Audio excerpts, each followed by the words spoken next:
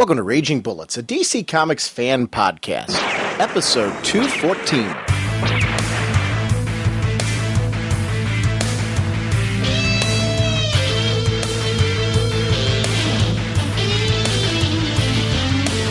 Welcome to Raging Bullets. I'm Sean Whalen, drnorge on the comic forums, and I'm joined as always by my co-host Jim, the sensei of the whatnot Segulin, the Duke of You-Know, and friend of the show Ken Hare, as we wrap up the final part of JLA Avengers. This is JLA Avengers Issue 4. For those of you that are following Facebook and the website and stuff like that, you gotta know that I've had a little bit of an adventure trying to put together this episode.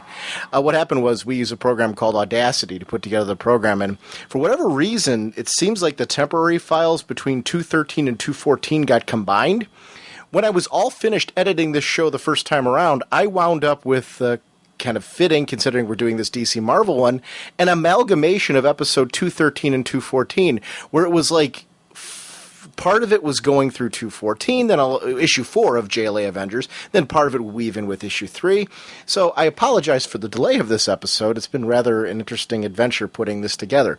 Thank goodness I saved backups of the files now. Actually, I learned from past mistakes and past mishaps that we've had with editing and stuff like that to always have a second copy of every original episode of the show.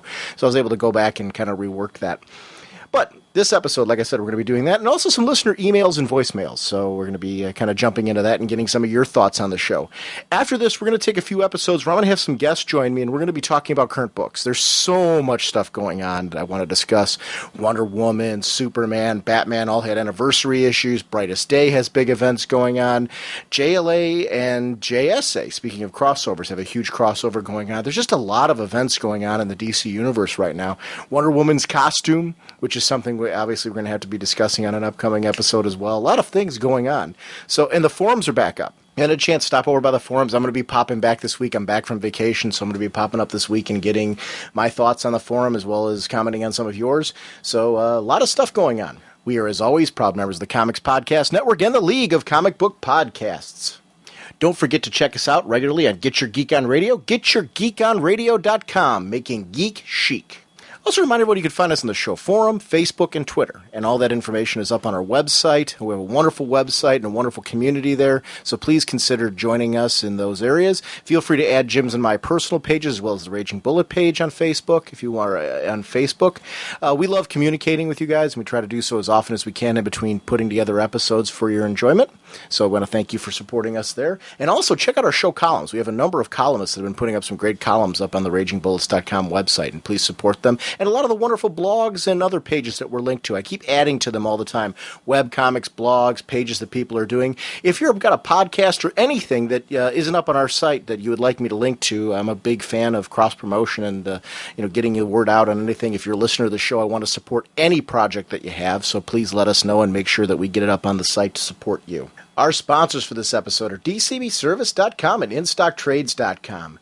Over at DCBService.com, it's finally solicited Marv Wolfman, George Perez, New Teen Titans Games, the hardcover. This is regularly $24.99, 50% off, only $12.49. This is a brand new original story that's been in works for a long time, with them putting together the original Teen Titans team that they worked on. So I'm really excited to be reading the Teen Titans Games hardcover and checking that out. This is in time for the new Teen Titans 30th anniversary, so definitely check that one out. Now that we finished JLA Avengers, our next one that we're going to be tackling is Batman the Cult. As soon as Jim's back from vacation, we're going to start making preparations to wrap up Batman the Cult. Batman the Cult is a brand new trade paperback printing that you get from InStockTrades.com. It's regularly $19.99, 47% off, only $10.59, and hopefully you'll be joining us for that wonderful discussion on Batman the Cult, one of my favorite stories of all time. I want to thank InStockTrades.com for supporting us with that, and I also want to thank DCBService.com for supporting us with those wonderful pre-order deals. Jim, what kind of a podcast are we? Well, Sean, we are a spoiler podcast. We go in-depth in the plotline, story twists, and whatnot of the comics we're reviewing. So if we go over something you haven't read, you may want to come back later so you can better enjoy the show.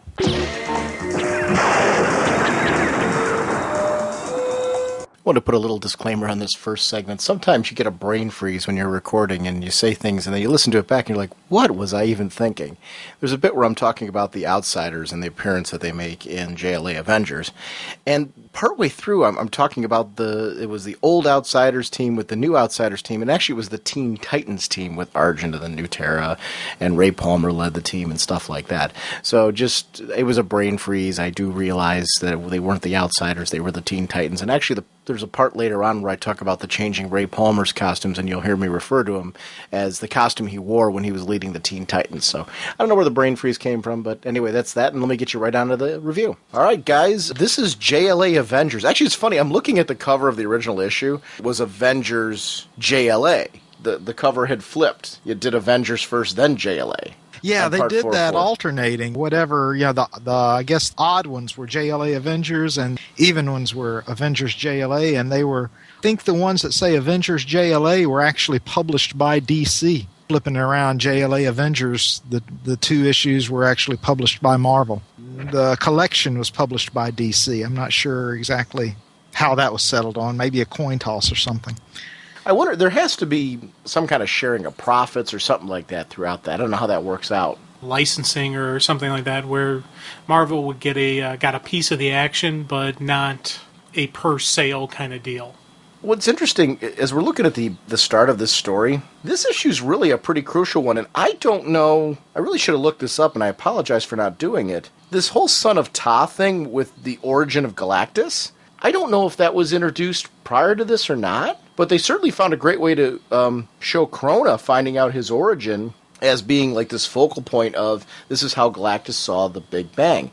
I'm assuming it's something Marvel probably did prior to this, his origin. I can't imagine that not being done in Fantastic Four at some point. Any listeners out there who know, that I'd definitely love to know if this was the original origin, if it took place here or if it was in the Fantastic Four issues. But I loved how there was that little twist that this now became a focal point for Krona to focus on and say, this is how I knew that he would know. This is what I saw in his mind. This is how I knew that these universes were sentient, were alive, that there was something that was creating the universes. Something that was pushing that, and that's what I want to connect with, that thing that's creating the universes. Whatever that energy is, that hand. And that's really interesting to me because it's Krona's justification that, hey, I told you all along there was something there, and this is what I've been searching for. Now I've finally got it in my grasp. Yeah, I think the origin of Galactus, as being a survivor from the previous universe. I'm definitely not a Marvel expert, but I do seem to remember knowing this going into, not being a surprise to me, not hitting me as something I just learned anew when I read this JLA Avengers. I guess I meant Ta being named specifically. I don't remember ever. Oh, okay. It gets very specific here because I agree. I always knew that he was a survivor of a previous universe. I've read decent runs of Fantastic Four. I just never saw his origin. Would be in shock if this wasn't done somewhere previously, but this whole Ta idea I think is something that's very interesting, and I'm like I said, I'm sure it probably was done in a Marvel book before, but I found that incredibly engaging at the beginning, and it's actually a testament if it was done, whether it was done before in Marvel or it wasn't, it's a testament to the writer that this was put right at the beginning, because now we've got a little knowledge about Galactus, whether you're a Marvel reader or not, that gives you kind of a flavor for what his whole deal is and what he's about. For his, I guess for the short span of life that we saw him at in this, in this particular series. It is funny, I was talking to Jim before we started recording, and it's worth noting just because I went into such detail on it in issue 3 about how I corrected myself that the heroes weren't being manipulated. I went back through and reread 1 through 4 of this thing because it really bugged me. Because I'm like, why was I so convinced that they were being manipulated? Where did I get this from? And and it's right at the beginning. They only started going and traveling to these worlds because of the fact that Grandmaster and Krona made that deal where they were throwing them. It wasn't like a Barry Allen thing where we saw in the classic story Flash of Two Worlds where Barry Allen made this way to travel through dimensions and wound up in Earth 2. That wasn't like that kind of thing. They were thrown there on, Starro being thrown in the Marvel universe, and then Marvel villains being thrown into the DC universe was something that was done, and that was the act of manipulation. That crossing over brought these heroes into each other's world, which led them to then be affected by what was the natures of those worlds. So they really were being played by puppet masters and being used as chess pieces, as we saw in the Games Master's Den. So the manipulation does stand. It's so funny because I've been so focused on this thing. And I actually but it actually is, to me, I think, a critical point of the story that I found enjoyment of this time through was watching how they were played like puppets and they worked past it. That, to me, shows heroism. Anyway, back to Corona. Again, we see these worlds and this idea that they began to crumble. That's the one thing cosmic stories, when they're done right, really impress me with the idea of it's it. If this plan succeeds, or and basically both Earths are just victims of the fact of his megalomania. He really does not care about their survival or anything like that. They are just pieces to his little puzzle, and if they serve their purpose of giving him clues to what he's looking for or give him a direct doorway to that, he really doesn't care. Even Grandmaster was willing to trap him there permanently and keep this a permanent state if needed in order to... So, I mean, these worlds could have been stuck in this particular state forever had Grandmaster died and Corona been stuck there. One of the things that I saw, and kind of really sent it home for me, was with Corona, with these sequences and seeing what happened with Galactus, seeing what is going on and, where he comes from and his whole past and origin, it really cemented in the fact, because before when we were talking about Corona, we're like, he's obviously willing to die for the knowledge, but does he think he's going to die? And we had a big debate going back and forth, and these sequences really set in my mind that he thinks by having this knowledge, by seeing the combining of these two universes, he is going to survive on to whatever comes next. I think he sees himself as being... He will be the next universe that is created after these two are destroyed. Something will happen from there, and he will be the sole survivor of these universes, and he will continue on that way. I kind of see that now. That's part of also his motivation behind this. He doesn't see himself as being destroyed by this event. Yeah, and he has the example of Galactus now. He'll be a new Galactus, I guess you could put it in those terms. Metron's motivations in this are really interesting because he's so keen to observe the experiment going on around him that he was willing to even act as a player in the whole events, as far as a catalyst to continue things on. Acting the way Grandmaster was in the DC world, in the Marvel world, in order to keep this piece going. And it really is clear that he's doing it just because he's curious. And he wants to see what Crona's up to, and he never really seems to act positively on... did you get... Now, here's the funny part. He started acting on behalf of the Marvel Universe when it looked like the DC Universe was still on Crona's side? And was it a way to stop Crona?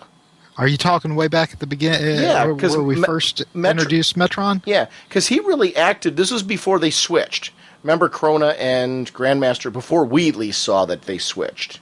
I don't know chronologically if they switched before would Metron have been aware that they switched?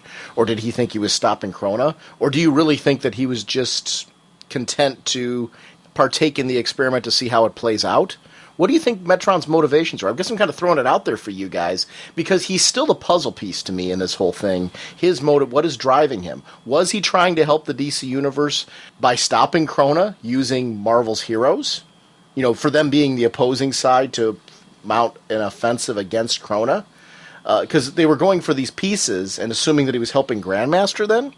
Or was he, in fact, did he know? And he was just balancing the sides? I don't know. The Grandmaster was helping the DC heroes. I don't know. I'm curious to see what you guys think. Yeah, I'm not really sure. I was just, right before we started a few minutes ago, I was just rereading, issue 4 one more time through. And even now, as it always goes, I'm rereading it again. I notice things new, that I'd never noticed before. But it became much clearer to me that really the game that's going on here is not between Grandmaster and Krona. It's something going on between Grandmaster and Metron, in which ultimately I think it comes out at the end that Krona is more of a pawn than anything else. Now, I'm not sure exactly how that, plays into the question that you just posed. A little bit later in Book 4, Krona, states explicitly that Metron was the one who led him into the Avengers universe. This whole sequence of events at the very beginning, although we didn't see him, were brought about by Metron. And then, of course, the whole story ends with Metron and Grandmaster pretty much laying it on the line that this was a game between the two of them. So were they setting a trap then? Because that, to me, if they were playing this game together and Krona was something that was caught in between the two of them, was then the goal to trap him between the worlds? Was that something they both took part in? That they were both setting up this loop that he was trapped in between the two universes, this way to hold him and keep him from destroying them both? Did they then act as intermediaries on behalf of their respective universe? Then what Grandmaster was doing with the DC heroes is what Metron was doing with the Marvel heroes as a way to put Krona in the trap? See, I don't know. I think I took that trap as being just kind of like a Hail Mary pass. It was when the first contest between them ended and Krona's like, no, I'm not going to lay down. I'm going to change the rules again, and blasts, Grandmaster and does all his thing, and everything goes, hoopity hoop. I took that as Grandmaster just doing basically just I got to try this. But he specifically said when it went hoopity hoop, I love that. When it went hoopity hoop, he specifically said that he knew Krona would do this, and he collected these pieces as a way to trap him between the universes. This was his plan all along. So Grandmaster specifically references that he was planning to do that all along, that this was his goal, that Krona and none of the heroes knew what he was really doing with these artifacts. This was his ultimate endgame. So I guess what I'm saying now, going off of what we're saying, if with these prologues, and obviously they do, because if you take a look at the state of Krona in this prologue that we're referring to here, and going off of what Kent just said, he's right, that this would place Metron's role in this whole thing much earlier in the story, because this all predates what we've seen here. So it's being revealed to us that these two, did they then take place together? Did they set up this trap together, this ultimate end game of Grandmasters? Because if you think about it, Metron sets them specifically on the quests to gather the pieces together, thus putting them in a position where Grandmaster could grab them. This scene at the beginning of issue 4 takes place after Krona has defeated the Grandmaster, or at least that's how I take it. Because he and he does. You're right. He does reference that. Yeah, because he references seeing this in Galactus's mind, as you said, right. Wrenching it from Galactus's mind. And he even says there, that fool, the Grandmaster, he thought he trapped me. But right. Okay, but going off of the fact that when do you think Metron was involved in all this? And is it that Krona doesn't know that Metron was a player then involved with Grandmaster? Yeah, I think definitely Krona did not know that. But at the very jumping all the way to the end of this, at the end of book 4, on the very last page, Grandmaster tells Metron, yes, and the game was far more than I anticipated. It was everything you promised when you proposed to divert Krona into my universe. Never before have I played a game where all sides won. And then they elaborate on that, and we can get to that, later. But this was the whole. I'm not sure how to characterize it. Well, I'm leaning towards that. It was two super powerful beings just trying to play a game. It was Metron and Games Master playing a game against each other, and it kind of. But it seems like the end game goal was to trap Krona in this egg at the end. Like, yeah, at the very stage, the whole point of this was to shut down Krona, but they did it in a game format. But there was an end game result of the whole thing where, it didn't matter who won, as far as the heroic sides, the end result was the heroes came together throughout this game that they were playing Because the universes were put into a place where the heroes had to work together to accomplish a goal. So they were being put on it was almost like a weird game of Survivor or some reality show thing, where these heroes were being slammed together from different worlds, two islands merging, and them going on this quest to overtake Krona and to defeat Krona. And it was only if the forces came together in the right way that everybody would win and Krona would be captured. And that would be to the advantage of both Metron and Grandmaster, because if their respective universes were destroyed, what does that mean for them? Right? Well, see, that's another thing I was thinking about. Does Metron have all of that at stake? I mean, we think of him, as a DC character, but is he properly part of, quote, the DC universe? I thought in the whole DC mythology, multiverse, that doesn't the fourth world, or where the new gods and the apocalyptians or whatever, isn't that somehow outside the multiverse? Except you're forgetting something. When this story was written, there wasn't the multiverse. This is before Infinite Crisis, but true. After Crisis on Infinite Earths. So the concept of the multiverse no longer existed in the DC universe at this point. I would draw back from that just a little bit, and my understanding is that even in stories after Crisis, that there were stories regarding the let's just call them the Jack Kirby Fourth World characters, that sort of established that they remembered the multiverse. Right, but they remembered what had happened before, in the Crisis. That's true, but because they remember something doesn't mean that the multiverse still exists. What I'm saying is the fourth world at that point had become a part of the one world that was crafted at the end of Crisis on Infinite Earths. So they weren't separate. They were a part of that universe now because of the way things played out. Remember in Infinite Crisis when Alexander Luthor was playing... Did you read Infinite Crisis? Oh, of course, yeah, okay. Yes. Infinite Crisis, Alexander Luthor put back into play the concept of the multiverse. He started... Oh, I'm sorry. I thought you were talking about Crisis on Infinite Earths. I am. I'm talking about both. I'm saying Crisis on Infinite Earths marked the end of the multiverse. Infinite Crisis marked the rebirth of the multiverse. So it was in between there during the time that this would have been released, because this predates Infinite Crisis but comes after Crisis on Infinite Earths.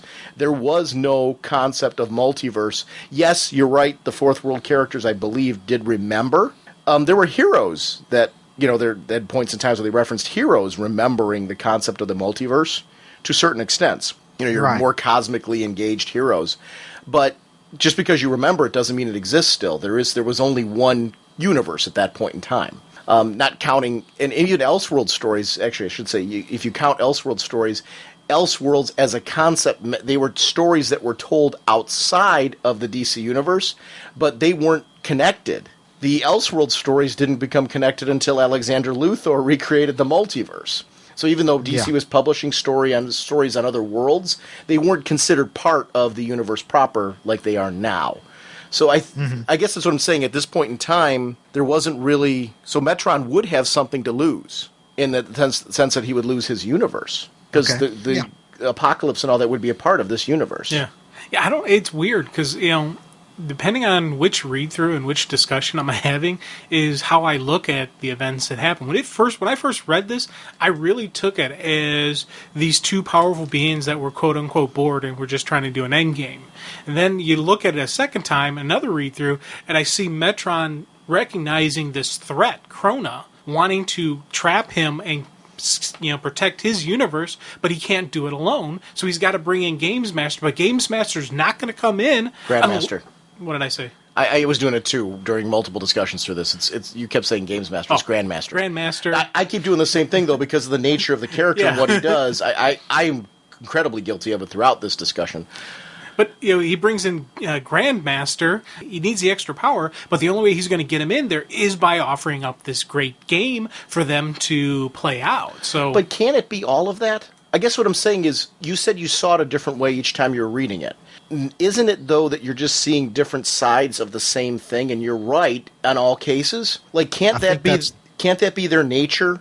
Because, Grandmaster, the way he would handle a situation when he was under threat is according to his M.O. Metron, during his, according to his nature of being an observer and wanting to see big events unfold and to be a part of them, that would be something that would bring him in. Yet they both have internal motivations as well as the need to save their universes because that's their existence as well. Yeah. So, I mean, can't that all be right? And it's not an issue of what's right or wrong. Aren't we just now talking about a different facet of the same discovery? I'm sorry, Kent, you want to say something about this as well? I was just agreeing with you. I think that is very much the case that, this story works on multiple levels. I like that about it, though, because that makes it very deep and rich. It's there was as many times as I've read this now, my focus has gone in very different directions where it's more street level with the heroes, and I'm viewing the cosmic a little differently. And then when I start looking at the cosmic end of it, I start looking at it more as puppet masters playing a little game, and then I start looking at their personal motivations. It's very interesting to examine this story, and really, it's a very rich story.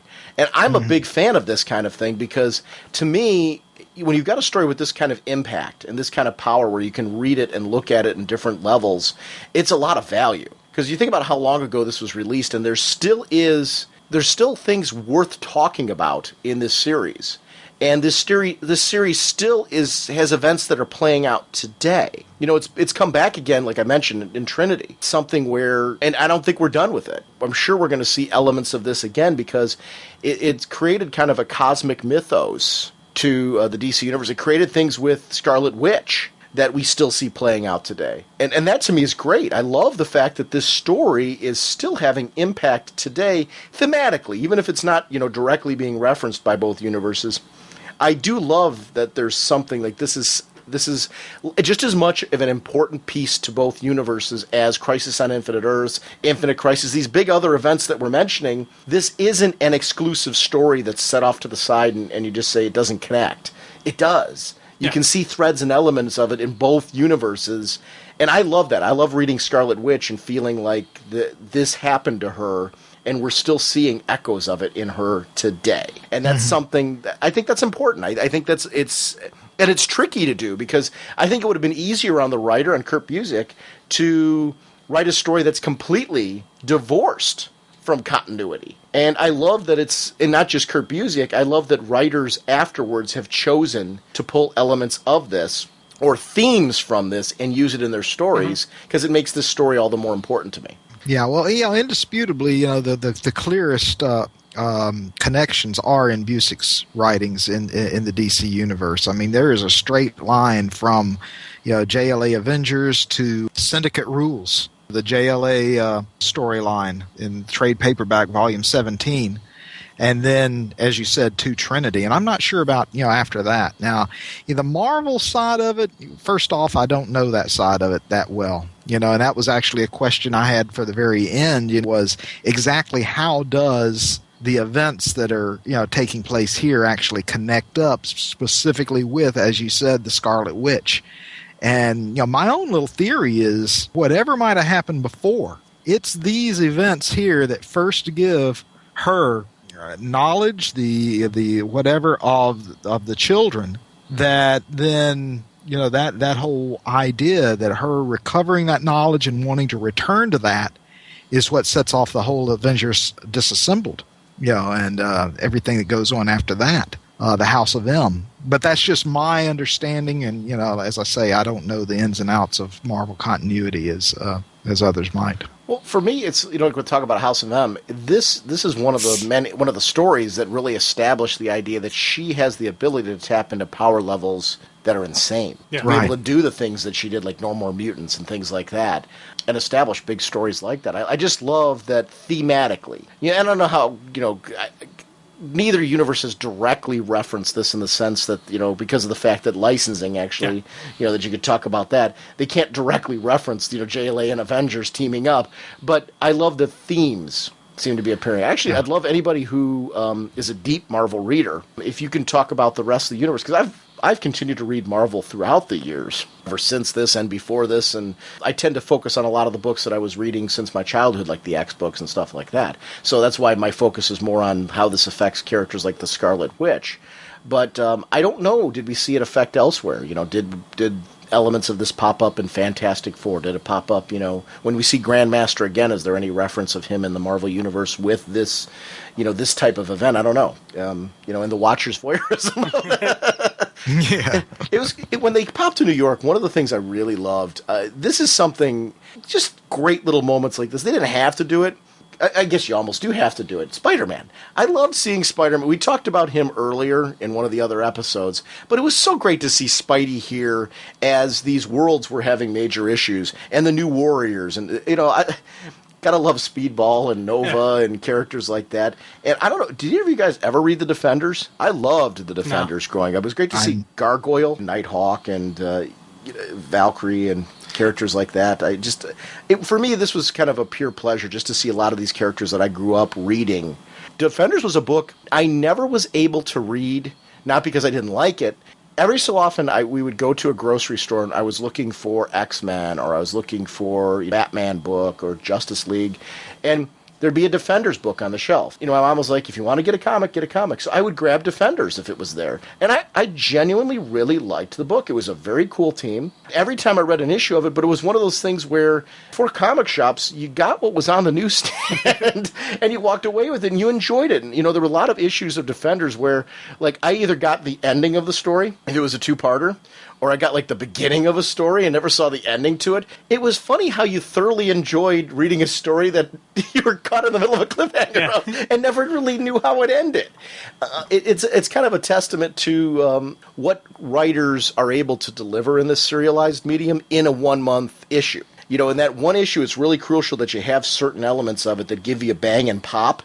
Counting on the fact that it might be... I think nowadays it's pretty easy for us to grab issues if we want to continue reading the story. But back then when it wasn't, writers were pretty clever at delivering, that single issue experience where it was like, that was fun. Captain Britain, I knew Captain Britain from the same thing, Marvel Team Up, and then Excalibur, when he was on that was a great Excalibur. If you want to seek out the Chris Claremont, Alan Davis issues of Excalibur, great story. Great artwork. I mean, and very magical. Did you ever read any of that? I'm thinking, and Nightcrawler was on the team. Kitty Pryde.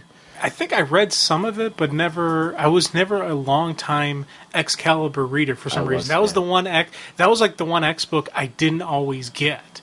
I would occasionally, if there was like a crossover, I would pick up the issue for that, and that would be about it. I was never ongoing. A lot of that Excalibur stuff is collected. And it's specifically looking for Chris Claremont and Alan Davis. I believe the first trade, and I'm just throwing this off the top of my head, so please excuse me, I believe it was called The Sword is Drawn or something like that. You definitely want to seek that out. The Excalibur was a very fun series to read. It was another X-book spinoff by Chris, but it took place... I know quite a bit of it took place in England with Captain Britain and Megan, and it was like Lockheed and Kitty. And yes, I'm there was a big adventure to it, and it was a story I really liked. Yeah, I kind of passed. That all started happening about the time I was getting out of comics back, back around the end of the 80s, around about 1990. And although it's looked interesting and it's been kind of on my list to ultimately read, I never have gotten around to it. Big adventure there, and it is different than if you're looking for a different sort of X book. It's very different. There was a very unique flavor to it, and I loved getting to know Captain Britain. I became a fan of him through that series, and it was very cool. Over on the DC end, back in the other world, the other New York, we get to see the Teen Titans and Infinity Inc., and keeping in mind that there was no multiverse, this is when Infinity Inc. was part of the same world. And that's Atom Smasher with the mohawk in the back, that's Elon, and it's great to see Lyta Hall and characters from The Outsiders. Both versions, actually, because we have Halo and then the one, I forget her name right now, the one who's in all white that's carrying the other girl, Argent. She was part of the team that was later with Ray Palmer when he took over, and the second Terra. And it was great to see just so many characters, and Morgan Edge and Henry Peter Gyrich, both the people that have questionable ties in both universes, whether it's DC or Marvel. But yet always seem to be in the media eye. Let me point something out here, Sean. You mentioned Morgan Edge. Mm-hmm. You're looking at the original issue, aren't you? Yes. In the collection, they change Morgan Edge to Maxwell, he who Lord. Shall always be, for what he did to Ted Cord, Maxwell Lord. Gosh, I forgot that they did that. Yeah. Because I'm looking at the original issue this time, because you had mentioned last time some specific, actually the past couple conversations we had, the specific differences between them. So I'm like, well, let me, just because I've been reading the trade, let me look at the original issues again to kind of see how that all plays out. And I didn't even realize that was a different, I wonder, why do you think they did that? Probably. I have no idea, other than perhaps it was just some kind of mistake. But, on the other hand, how would you make a mistake and dredge up somebody like Morgan Edge and stick him in place of Maxwell Lord? I can't figure out how that would happen. It's just, kind of the sense of a, quote, typo. Yeah. Well, Morgan Edge was like a representative of the media. Yeah. At that time. Yeah. So I don't know that he was. I would actually love to know the backstory of that, why there was the switch. Other than that, Maxwell Lord would be the liaison for the Justice League in the way that Henry Peter Gyrich would be as a government agent for the Avengers. Yeah, the parallel works a lot better with Gyrich and Maxwell Lord. Right. On those two facing pages. And there's a lot of that. If you notice the layout of a lot of these double pages, many of them are virtual mirror images. It's some kind of thematic thing, going on with the type of heroes that are on one page facing another one. Sometimes it's the panel layout. I think there was wasn't there one where you see, Scarlet, half of Scarlet Witch's face on the left side, and the other side, has Zatanna. Oh yeah, absolutely. This one here is kind of a mirror where you've got in the Marvel universe, lady talking to basically a liaison with the Avengers, Gyrich. DC, you've got the lady talking to a representative of the Justice League or a liaison. And Morgan Edge, to my knowledge, never really fit that role. No, he was associated with the media. Clark worked for him briefly when he was doing the television station. I remember that. That he was. That wasn't really brief. That was a long time. That started out back in the mid to late 70s and lasted up until the Crisis on Infinite Earths. Well, brief in the sense that if you compare it to Perry White, he's worked for Perry White much, much longer. Or, and you may be talking about maybe post-crisis continuity. I'm not sure. I haven't read Superman that regularly up until the last couple, 3 years. The interesting thing about Morgan Edge, when he was working, and the difference between Morgan Edge, working for Morgan Edge and Perry, was that eventually the discovery of the corruption of Morgan Edge, and the fact that Morgan Edge wasn't all that he seemed to be, which I think became an interesting twist with Morgan Edge. You probably know more of that, Jim, from Lois and Clark when he appeared on that show versus in the comics. So, did you read? I didn't read any of that Superman when, any of the TV Superman or even Morgan Edge or any of that stuff. Because only Morgan Edge I know is the current continuity of Morgan Edge with the, his Edge of Insanity or whatever he runs his kind of shock and awe TV show. Right. The Vision, this is really cool, this part, because you get to see that there is something alive about the Vision, that he is not a robot, he is sentient, he is alive, there's emotions that he feels here. And it's great because of the journey. Anybody who is a long-time Vision reader knows what it took for this character to get to this point. And now to find out that he has children, and he has to give them up in order to save this world, for him it's like his quest to be this guy, what it took for him to get to this point, and to now have to be faced with, I'm giving my children up, and what it would do to Scarlet Witch, because he truly loves her, he's giving all of that up. It was interesting to see that she had reached a point, she had come full circle, where she realized, 20 minutes ago we didn't have kids. What is going to happen 5 minutes from now, 10 minutes from now? What does this all mean? And that's a very logical way to approach all this. They're starting to see what's going on around them, which is an interesting twist from where they were earlier, where it was only Cap and Superman noticing this. Mm-hmm. They have now started to come on board. They've woken up.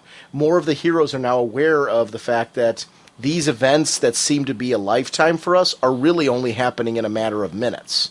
So, as for us as the readers, it was then a reaffirmation that this time passage that Superman and Captain America went through is actually quite short. Now, they're analyzing the pieces and all the information. It's great to see them kind of sitting around the table together and really just having this meeting of, okay, what do we know about Krona? What do we know about Grandmaster?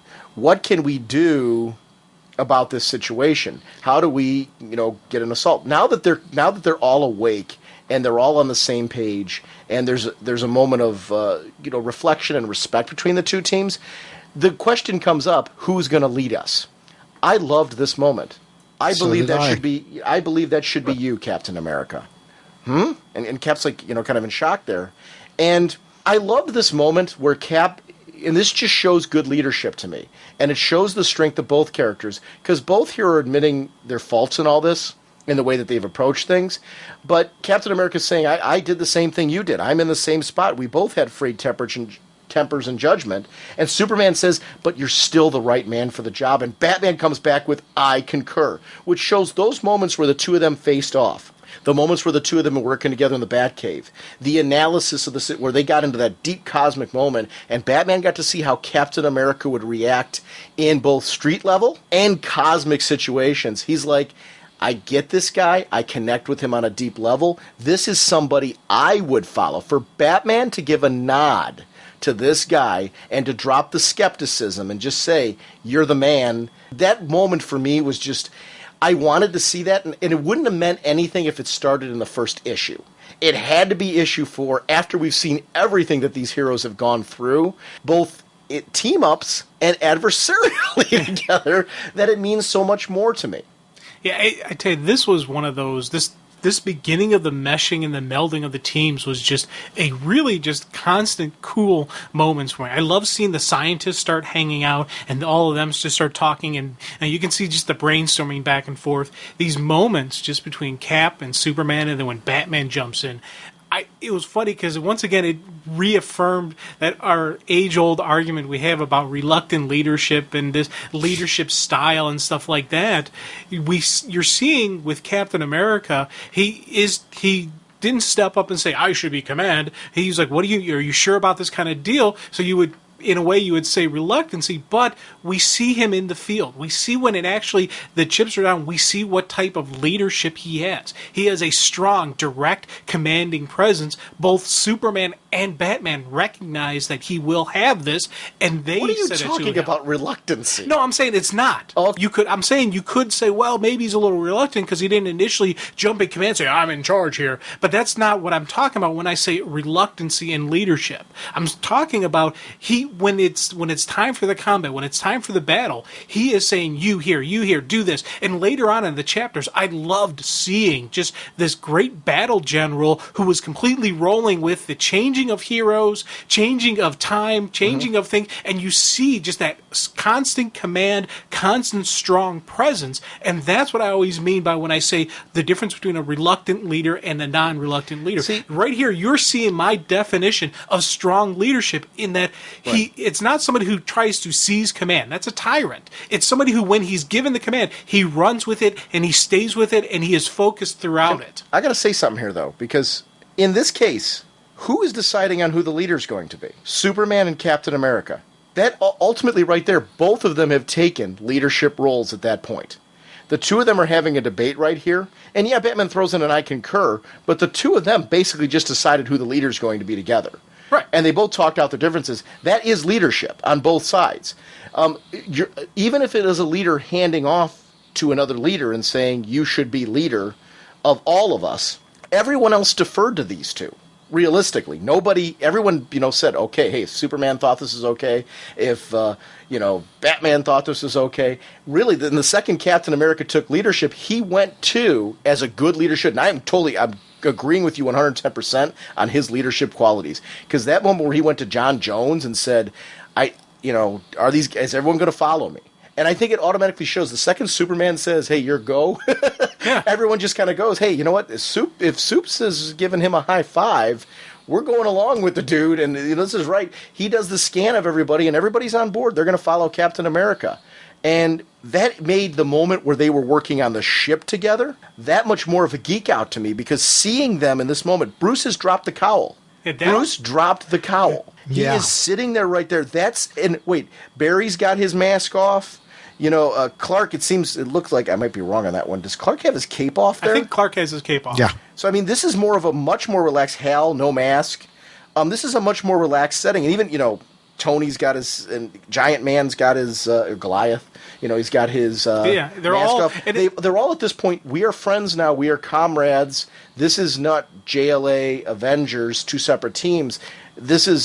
We're together. We are completely working as a unified front. Captain America is our leader. We're all, this is all about what we need to do next. That's the cosmic treadmill that Superman's carrying there. This is just so cool. Yeah, that was a great way. They pimped out the Atlantean battle cruiser, or whatever the technical term for the ship. I thought that was just a neat kind of taking one piece here, one piece there, and combining them together. The thing I wonder, and you guys will have a better knowledge on this, how many times did Bruce used to drop the cowl when it was just the JLA? Like when they were in the satellite, or when they were in the moon base, or any of those times? Did he have a habit of doing that? No. It was funny. They would do the occasional, the Justice League goes out and that type of thing, but he was more of the standoffish member, especially at this era. Yeah. This is the Morrison JLA era. So for Bruce to be doing this right now is huge. It might have been more prevalent he was a lot more of during the Satellite League. And I guess there's elements of that in this Bruce, because if you look through the time travel that they went through, or the different time stamps they went through, it did hit the Satellite era, especially in the Justice League Avengers team-ups, which were more JLA, JSA. So you could argue that there are strong elements of the Satellite League Bruce here. But I do think when we get to this point, the I concur Batman who's standing right there, that is very much I'm the Dark Knight, I am the strategist of the Justice League kind of thing at this point in time. And he's definitely back to that more. He's the guy that Cap hung out with in the Batcave for a little bit. We're back at this point. I thought, and just the nods that he gave to Tony. I would have sworn this was a 4-day job, Iron Man, but you've tripled both thrust and maneuverability in mere hours. And this Make It Tony, I'm just sorry we had to divert most of the cannon power to do it. I don't much like guns. It was a casual, and he never says, call me Bruce. Yeah. But it was still, and I don't think that was the intention there. I do think that if the conversation had continued, the Bruce part might have come into the whole thing. But I thought it was more fitting to show the standoff nature of that this is who this Batman is at that point. Diana noticing the emotional state of Wanda, noticing that you're very focused. It's a defensive mechanism that people go through. She has gone through a severe trauma. She lost 2 kids. Any way you cut that, yes, you can say that she went through that in a short period of time. Emotionally, she's in that state where she's making a decision right now that that's what's going to happen. And I've realized now that how do you as a parent? How do you let go a kid? That's got to be 2. Yeah, 2 kids, and that's got to. Anytime there's a story or some tragedy where a child dies, I do feel just really terrible for the parent if you have a surviving parent, because they always say that's the worst thing that could ever happen. And I know there are probably parents out there who can't even think that thought in their head because it is just so painful to even imagine, even though it doesn't actually happen. We have a hero here who her direct action is going to, save these universes, but it will get rid of these children. And that just, you could sit there and you can try justifying in your head, the fate of the 100 billion people outweigh the fate of the 2. Well, guess what? No, it doesn't. Not when it's your kid, but you were trying to do the Star Trek line, and you just messed it up so bad. I botched it so terribly. I did that so horrifically. I was like, ooh, this would be a great way to bring in the fate of the few and the one, whatnot. That came out like, the weight of 15 marbles outweighed the weight of 5. And it's Hey, I tried. I get an effort. I get an effort. Well, in fairness, I knew what you were going for. So the theme was there. The message was there. This next page where we start going into this whole, to me, great heroes and great comic storytelling are when we get to the human element. Vision and Wanda together here. And being looked on by Jan and Hank. And that's an important one. They go through a horrible thing where he knows now what he does as Yellow Jacket. How he turns on her. And just how dark that gets. They have to realize that this moment of bliss that they have is not the way their life's going to go. And to do that with the one you love, because he clearly loves her here, and she clearly loves him here. You know, they're giving up their whole relationship and their future together. Barry and Hal, just, you know, the brave and the bold getting together. And I loved how this is so balanced between both universes, shifting back and forth. You know, the two of them have to make a decision. And I love how Hal's like, that Wally's a good kid. Go into that moment with them. Barry high-fiving him with the tag back saying that Kyle looks like he's got it together. Knowing the darkness, because he could really go the other route and talk about how dark a place that Hal went to. Instead, he's got his friend back. You know, he's sitting there saying, instead of throwing that in Hal's face and dropping salt on the wound, he's there to say, let me give Hal some encouragement too, because he needs it. Because whatever led him to that dark place that he went to, right now, I need Hal 100%. He's my pal, my buddy, and I got his back. Yeah, I really like just the reference and the nod to the legacy aspect of the Flashes and the Green Lanterns. I thought that was, in a way, just a cool thing to see. You know, for me, it was not even just the human side, which it was, but for me, it was like just the glimpse in the nature of a hero. You know, knowing that I'm going down. This is it. I'm going to die. But if I'm going down, it's going to be, the torch will be passed on. You know, I'm not leaving this world without a Flash. I'm not leaving this world without a Green Lantern. So I can face death, you know, this knowing that my job is defended, you know, my city is secure and safe. And I thought that was kind of a cool nod. And even just how they're talking about, just one more cookout. I'd like to have just one more cookout with the gang kind of deal. But that, for me, I was like, oh, yeah. Thor and Superman 2.0. You know, book it. No, you mean Thor and Aquaman. No, Thor and Superman, because Thor is talking about him fighting Superman and coming back in the round with him with Aquaman. It shows how the relationships change, because he's more aware that Superman's a Kryptonian now. So these guys have been talking. And actually, this goes to show that, yes, these guys traveled in a short period of time through a lot of years of friendship together, knowing each other through JLA Avengers team-ups. So he knows that he's a Kryptonian now. This is something that's happened either through Aquaman telling him in passing, or, you know, something that he remembers from echoes or remnants of that. But my favorite moment, Cap handing Superman the shield. You're going to be on the front lines. You're the one that's take all the hits. I need you to carry this because this is going to be there for you. It just such a nod of respect, because Superman gave him, for Superman to say to Captain America, "You're the man that should lead us." You know, Superman is our big guy. For him to do that and to take it back, that's a show of strong. I think it was a show of strong leadership as far as recognizing the talents of Captain America. He recognized everything you said in your tirade there, Jim, which was great, because I'm totally with you. That's exactly what Superman recognized, and that should be the way it goes. Cap recognizing who Superman is, and darn, it's not going to be me on the front line. You better darn well believe it's this guy, and he's carrying my shield. That is just an intense show of respect. And I just loved that absolute moment. Well, I liked how, with the two of them, as they're talking, they're actually acknowledging that not only did they react poorly, but some of these temporal anomalies have brought out some of their biggest fears.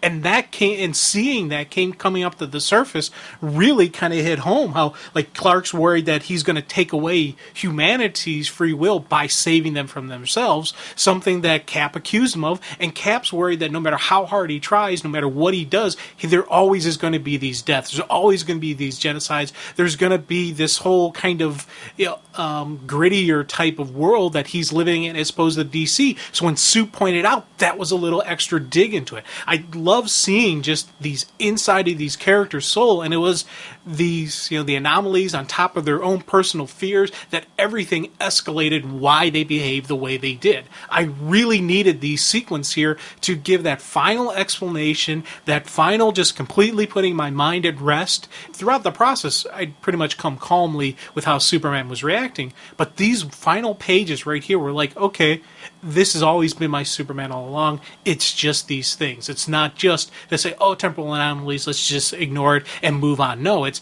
temporal anomalies on top of these compounding fears that they have inside them that they've never really voiced out, but they're seeing. Well, and see, to me, good leadership, strong leadership, the best leadership, isn't about the leader being perfect. Because personally, a leader who thinks that they're perfect and can do no wrong and can be flawless is a terrible leader. It's a leader who, if there is a mistake, something happens, they can analyze that adversity, grow from it, and improve from it. And not just improve themselves, improve everybody because of that. They show a better way. Follow them because you just know it's all going to turn out all right, because this is somebody that no matter what happens is going to deal with it. They're going to lead us in the right direction. And ultimately, he does that. Yeah, they got a few speed bumps along the way, but they're going in the right direction now because of their leadership. And that's something to me that I think that's important, because it's an important message for what leadership really is. It's not about being perfect. And anybody who tries to be the perfect person or something like that, they're ultimately flawed in the sense that they can't see their own humanity and their own mistakes. And I love the message here, because you're right. Those moments totally fixed everything for me. But it is because of the fact that they're so human there that you're almost like, at that moment, I'm like, I would follow this guy into anything. Because I just know that whatever's going to happen, he's going to be straight with me. He's going to be exactly the kind of man that I expect him to be. If there's a mistake to be made, he's going to come clean with it, and we're going to fix it. We're not just going to leave it be. And they do that here. And that's leadership. It's right, and it's cool. It's a message that comics give that I think are just really cool. The whole Flash on the treadmill thing with Tony Stark telling him, this doesn't make any sense. That because it to me is so, but it works in our universe. I love that explanation for it. It works just fine in our universe, but this makes no sense. I love that because it's such a comic book moment. We'll say this as fans at times with some of the magic and powers and things like that with heroes, where you just kind of go along with it and just go, well, okay, it's because he's the Flash. It works because he's the Flash. Tony's like, it doesn't make sense. Just such a great moment right there because it doesn't. And I love the explanation though, Barry. And it is a simple explanation for how do you resolve that? The properties of our universe are a little bit different. And we actually see that. We see that the Speed Force behaves differently in the Marvel Universe. So it actually is something in the storytelling that is addressed, but it's true all the same. And that's what's great about that moment, because I'm like, yes, that's what's funny about Tony analyzing. You're running on a treadmill? What? And I like that. Going nowhere real fast. Yeah, but that was just such a great moment. And it did end up working at all, with combining all of their powers and everything. It did end up working, and they did end up using the ship from our Earth to travel to where they needed to go. And that worked out well. Where they're going to, though, it's Galactus's husk. Talk about just, power. And your fixer-uppers. Yeah. Just to be able to pull that off with Galactus. Thinking about just how much that guy has. How much he survived one destruction of a universe to the creation of this one. The power levels that he's there, and he's just the husk, just the base, just the body, nothing left of him, and just that right there is an awesome just home field advantage.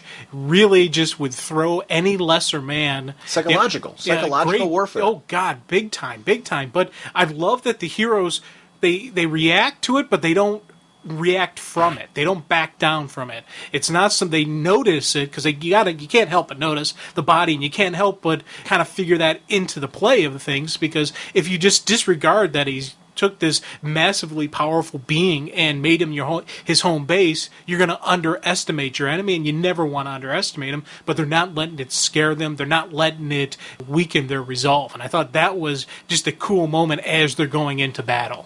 Yeah, and Sean, I know you've talked several times about how of late through the podcast you've come to a much better appreciation of things that we often overlook, production of comics such as the letterers. Just that word balloon there where they convey so well. Yeah, I don't know who is meant to be saying it, but just look at how you've got the very small letters in this kind of big balloon there. You can almost hear them, just in awe. It's Galactus. He built it from the remains of Galactus. And when it says Great Guardians, I don't know if that was meant to be Hal or who was meant to be. Yeah, up at the top. Yeah. That's Hal. It has to be Great Guardians. But, there's no clue as to who. Obviously, a Marvel character, I would say, obviously, recognizing Galactus. But just how the letters are a little bit smaller within that word balloon. Yeah. And just conveying that sense of awe. Yeah. and foreboding. It really is a. And then we see Corona inside there, and he's using his power. I love how I can take a little bit of my power, and that just shows how all these thugs that are with your aims and your hive, it's hydras and stuff like that. Yeah, they're thugs that wear the same cobra. These characters are really just the weakest minded of the batch because they really have no direction, nowhere to go. Okay, I'll throw on a suit and I'll get a paycheck, and these are the ones that Corona just easily molds to his will and uses. They're all loyal to him instantly because of all that. And it's the parademons even. I mean, he's pulling, he's pulling from everywhere. Right. But the moment for me when that lightning hits and you see that 2-page spread, that to me was just, wow. All of them saying Avengers Assemble. At this point, they've united under Cap, and it's just such a powerful looking. There's so many things in this that I would love to be a poster. That, with Avengers Assemble at the top, I would so love to have as a poster. Now, I love Jan going, Justice Leaguers, lambast. See, Jim, I was going to say that is the one line in this whole book I could have done without. Are you kidding? I love that. I laughed out loud with that just because it's so true. The Justice League, I don't think has ever had a battle cry. You got Titans have Legion superheroes. They have their battle cry. The various thing, but I've never seen a Justice League battle cry, and that's something I wish someone would come up and create for them because I like that kind of stuff. I've always loved Avengers Assemble. I love Titans Together and all that too. Yeah. But here's the problem. I think if you feel that every team has to have one of those battle cries, you start blurring the lines, then they all start becoming cookie cutter. I actually like the fact that they don't have one. I thought Wanda's acknowledgement of it was perfect. I don't think Wanda was trying to acknowledge that as a derogatory. The important part of Wasp saying it, not Wanda, I'm sorry, it was Jan. Yeah, Wasp. Wasp saying it, is that Wasp as a leader of the Avengers, being one of the leaders of the Avengers over time, would recognize in the similar way that we're seeing with Superman and Batman and characters like that, hey, it's not just the Avengers here, it's the Justice League, and I'm thinking of that. Yeah. I'm trying to give my new friends a nod and all that because, they're so clearly rallying with us. It shows that, to me, I took that line, well, yes, it's a comedy moment. I also took it, though, as a Marvel character recognizing her comrades and really taking the moment to try to acknowledge them in a way that was beneficial. And ultimately, actually, it goes back to what you were doing. I'm not picking on you with this. When you were doing your little Star Trek reference before, she's ultimately falling short. She's trying to, give them an ultimate rally nod the same way, and it just fell short. But that's what made it funny because there's something human about that. Because we would all goof like that. It's you and me talking Games Master all the time. It's those little things that people naturally do. It added a humanity to that segment that I really liked. And we do see on this page another what Kent was talking earlier, where you've got the half DC, the half Marvel face with Martian Manhunter's mind link being used by Captain America. And you get to see that everything that Cap's saying, because of that visual, is being transmitted to everybody on the battlefield, connecting them, making them stronger, making them operate more as a unit. That was something that Morrison really played up big time during his run on JLA, was the fact that this team operated better because of the use of Martian Manhunter connecting everybody. And that's something that I thought was a real key focus in that, and I love how it was used here. Well, this battle strategy, I love that just coming right out the gate. First priority, beachhead and reconnaissance. Mm-hmm. You got to establish your fighting position. You got to get secured. You're sieging a stronghold. So you have to have your setup. You have to have that. Plus, you got to know what you're up against. Where are the weak lines? Where are the gaps in the armor? I thought that was just, once again, I loved seeing Cap in this role because it was just so perfect and so fitting who he is, what he's done, what kind of hero, what kind of leader he is. I thought I ate this stuff up. Superman's, again, and where can I get one of these shields? It's fantastic. Because that's something all of us would say as fans, and there's some validation hearing Superman say it. That to me added to the shield even more. because Cap's shield's always been a cool thing, right? You know, the way Cap can throw that thing around like a, boomerang and bounce it off of people, and it ends up always coming back. And there's something cool about that. And the fact that it's, this just indestructible alloy. And there's something just infinitely cool about that, because you feel like if you were carrying that shield, you're safe from everything, right? Yeah. Well, to see Superman wielding that thing and finding himself more effective because he's wielding it and wanting one, and just that whole conversation with Thor was something that I really, and seeing them operating as comrades again, and just, it's like, if these two are coming at you, there's only one word that's appropriate. Run fast. I was going to say, first you say it, then you do it. Yeah, if you even get the word out, because I think by the time you say it, you've already been downed. But that was just awesome. It's just, there was something just really awesome about the whole thing. Now we start seeing that again, a time shift is happening, and this is really, I read this as. Did you read this as like Krona playing around with these elements as a way to take away the advantage from the team? Because this was happening. Was this something that was controlled? Because there's a noise there. It says that noise, that light, what on earth? And it's some sort of wave cap rippling through the whole area. But it's wild, chaotic. It's not anything Krona could have. So it's not Krona doing it. So is it a side effect of what Krona is doing? Is that what it is? I took it as the presence of all of that power from all of those two different universes converging on a single location. It's kind of like, taking, a super mega hammer and hitting a fault line. You're going to get tremors, you're going to get aftershocks, you're going to get some type of, repercussions from it. That's how I took it too. That it was just that the result of what Krona was doing, but not in any way controlled by him. As Hank says down in the corner of the page, it's some sort of chronal instability. The energy that's been making our worlds go crazy, it's reached here now, and it's affecting us. Our uniforms, our rosters, and Wasp changes uniforms faster than ever here in the next few pages.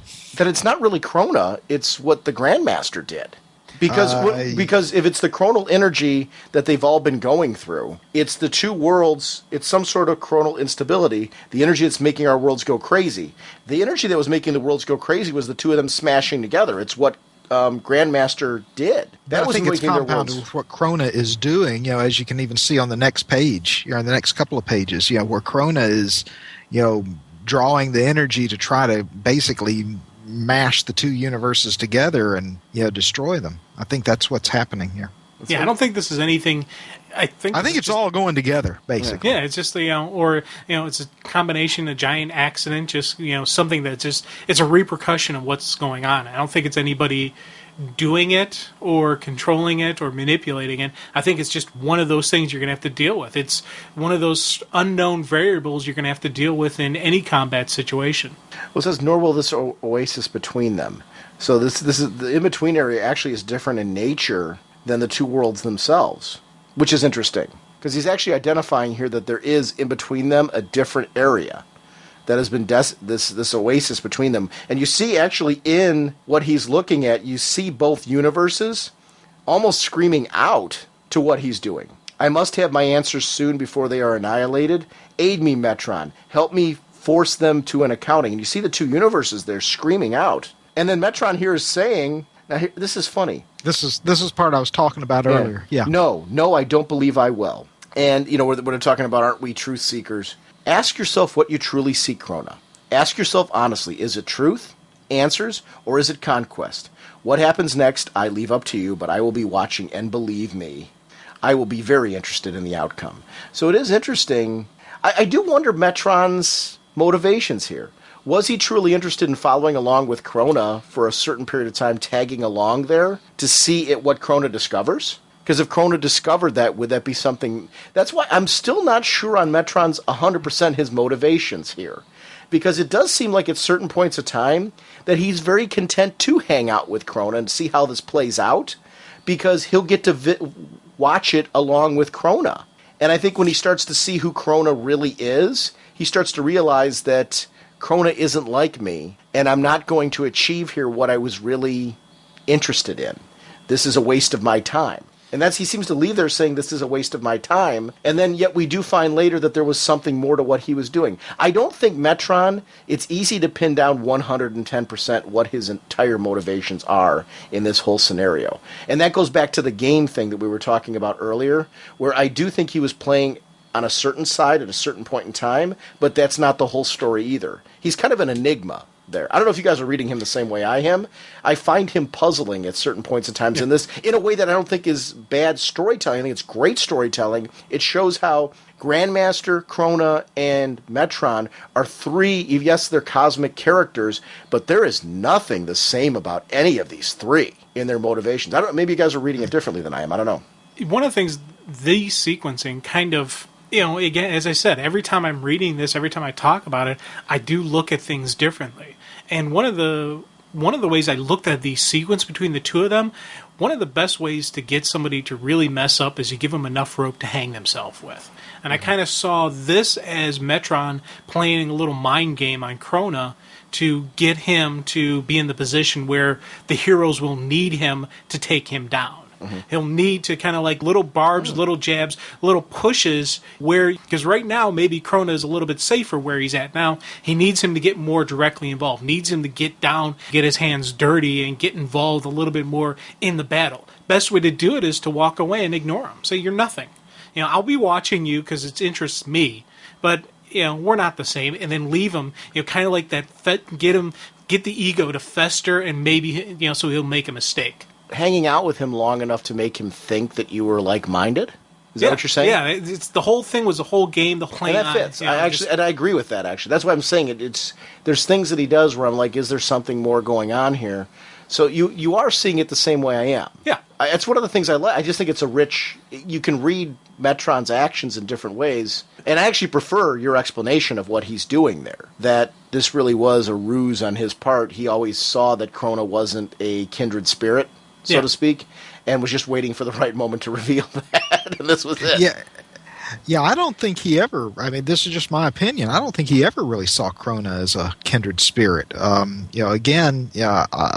think Krona in many ways appears to be the main antagonist in this story, but is not. I think he is as much a pawn as anybody else. Well, I think he was the end game. We talk about what was the end game. The end game was to shut him down. Yeah. Ultimately, because that's the end result. What do we wind up with at the end? Him shut down by a game that the other two were playing. So I do think while we say he wasn't the main antagonist, in many ways he was the main goal, though. Yeah, that's what I meant, yeah. But it's really a dangerous game that's being played here. Particularly for the Grandmaster, as you see on the very last page, yeah. Oh, yeah. But it is, for all of them, it's a dangerous game for every person in both universes. Heroes, villains, left, right, whatever, any way you look at it, it could be the destruction of everything if it goes wrong. So you're playing with forces here that one wrong misstep and everything, it's all done. Some of the best games are the highest, the highest risk give you the highest payout. So, and it's stuff like that makes me wonder. It's, as I say, I keep going back and forth with these guys. Part of me would like to think this higher purpose, then part of me just takes a completely literal reading of it, and they were really just kind of playing around with universes for their own personal reasons, because they're godlike powers, and we mere mortals will never understand exactly what they were doing. So I don't want to think that was the purpose behind this. I'd love to think that it's that lengthy, deep kind of discussion where this whole thing was one giant plan after another, and they laid all these pieces down. That's how I really hope this was supposed to be written and the intention behind it, because for me that in itself is just a great story. And that was when I started seeing this stuff and I started realizing this is where I really started liking and appreciating this story. This is one of those tales that multiple read-throughs, discussions, and just the various nature that we're doing here made me appreciate this story more. Hello, mon ami. That is your jaw. And this is the foot of Batroc. Batroc the leaper. Isn't that an atrocious French accent there? Oh, it's horrible. I love Batroc, though. It's just that's one growing up. He's a Marvel character that I remember being a prominent villain that would appear from time to time. Batroc was, it was one of the things where, very similar to DC, it was something both companies had in common. Your villains would be linked to certain characters, but they would pop over in your universe a lot of times through either teaming up with somebody or when the heroes teamed up, they would. So, he's a character. Batroc was somebody that I really saw during that time. He was awesome. Just because he looked like he was formidable. He could hold his own in a fight. And you're guaranteed to see some great street-level combat sequences, which I was always a fan of growing up. Because I'm like, okay, characters like Batroc, you can believe on a certain level that you get to a point, like if you train yourself and you eat your vitamins and stuff like that, you could actually eventually fight a Batroc. There's something about those street-level characters. And I was a geek-out moment to see Batman's bat symbol. Yeah. And his costume even shift in color tone because it became a little more blue. Yeah. That whole sequence went down besides just the symbol changing. We see Plastic Man. I loved Hank McCoy, the Beast. Because Plastic Man's going on saying, where did we come from? And, talking about the energy barrier and stuff like that. And he goes on this little tirade, and Beast starts to answer and stops himself partway through, realizing, why am I bothering to answer this guy? Just such a cool moment. It was great because it was a good use of those characters. It was good to see Elongated Man as well. In that particular, even though we didn't get a chance to hear him speak, it was kind of cool to see the stretchy characters and Hank's reaction to them. Hercules, I forgot about this outfit of Hercules's. This is the same Hercules from the Marvel Universe in a different outfit, and I totally forgot about this one. And we start to see another group this is like the second wave of enemies sent on by Krona. I would guess at this point Krona's using a little bit more energy. Also, I took it as they're getting closer to the end game, as they're getting closer, he's going to step up his level of resistance. You put your cannon fodder, you put your red shirts on the outside, let them slow down, weaken, soften up the heroes. When you have your solid defenses, that's what you put in the next line, because maybe they'll be able to actually either slow down or stomp your advance. I wonder how they kept the heroes of the different eras straight. Because we go to the Captain America dressed as U.S. agent here. Yeah. And Superman had some long hair. Right. There was a couple of the scenes. I was like, I liked seeing just that little subtle change in Superman. And Iron Man's armor. Yeah. Even the Vision's outfit changes throughout this from various different eras as well.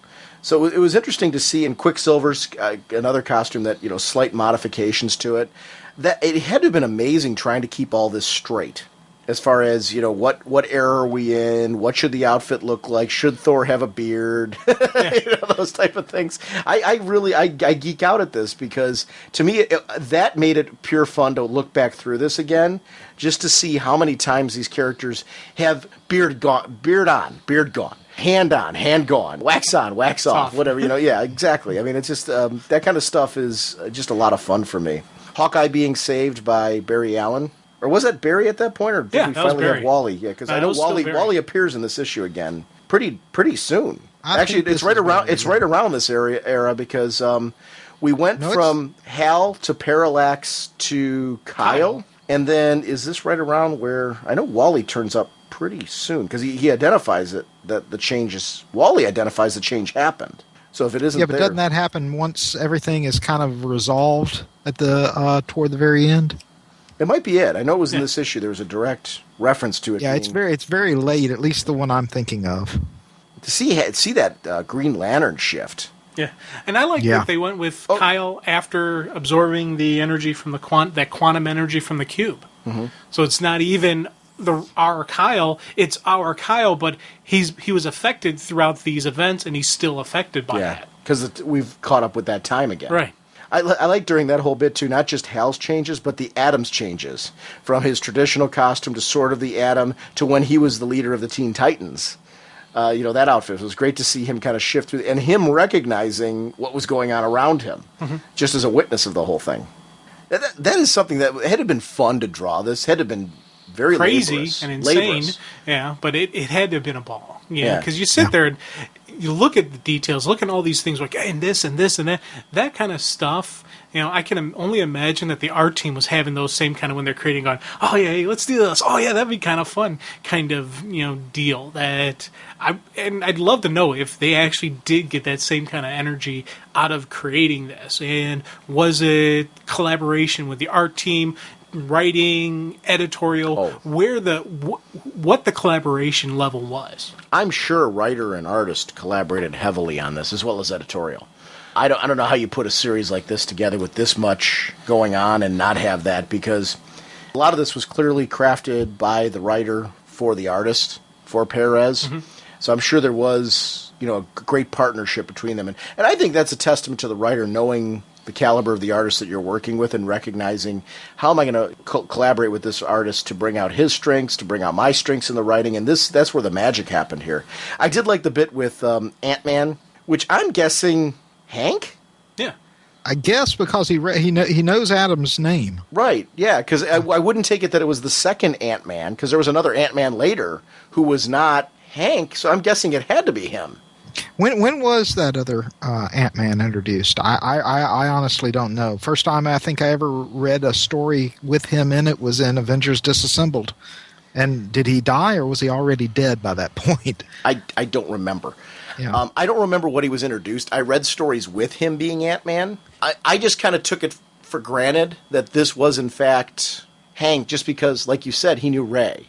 Yeah. So, and Ray acknowledged, we have met, right? which at this point in time, with what he's seen, would be incredibly confusing. He just went through with Hal to Kyle multiple shifts at this moment. Right. So I would assume Kyle, while he does remember what's going on, wouldn't have the same memories as Hal? I don't know. Because he's not Hal? If it was Hal from another time period, he would have the memories. But this is a completely different body, so now John... He seems very confused there. Yeah. Now, is John still throwing out the mental commands, keeping people up to speed, or is it changing so fast that even he can't keep up? Didn't that stop at one point because of the time shift? Wasn't there an acknowledgement that during the time shift that had stopped? Not just yet. Okay. Because I know there was something at some point in time that the time shift did take off. Yeah, a little bit later, John gets taken out in one of those chrono fluxes. Holy caffeine!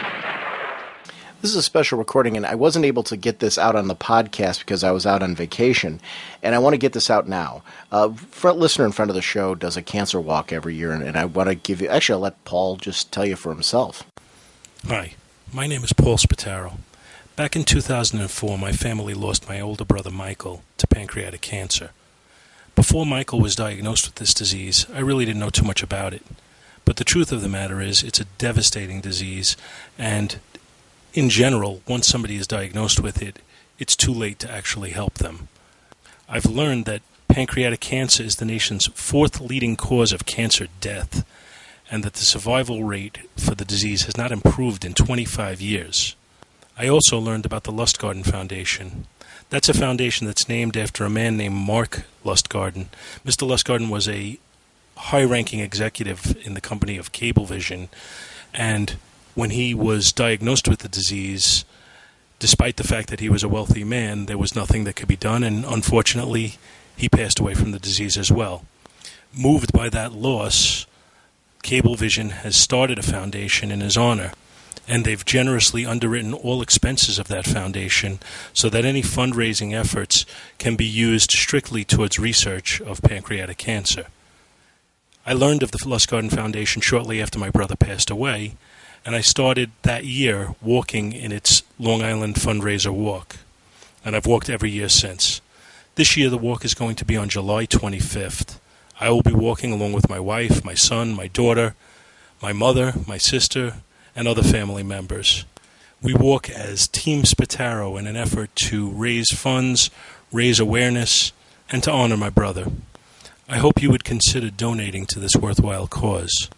There will be a link to our team page on this podcast's homepage.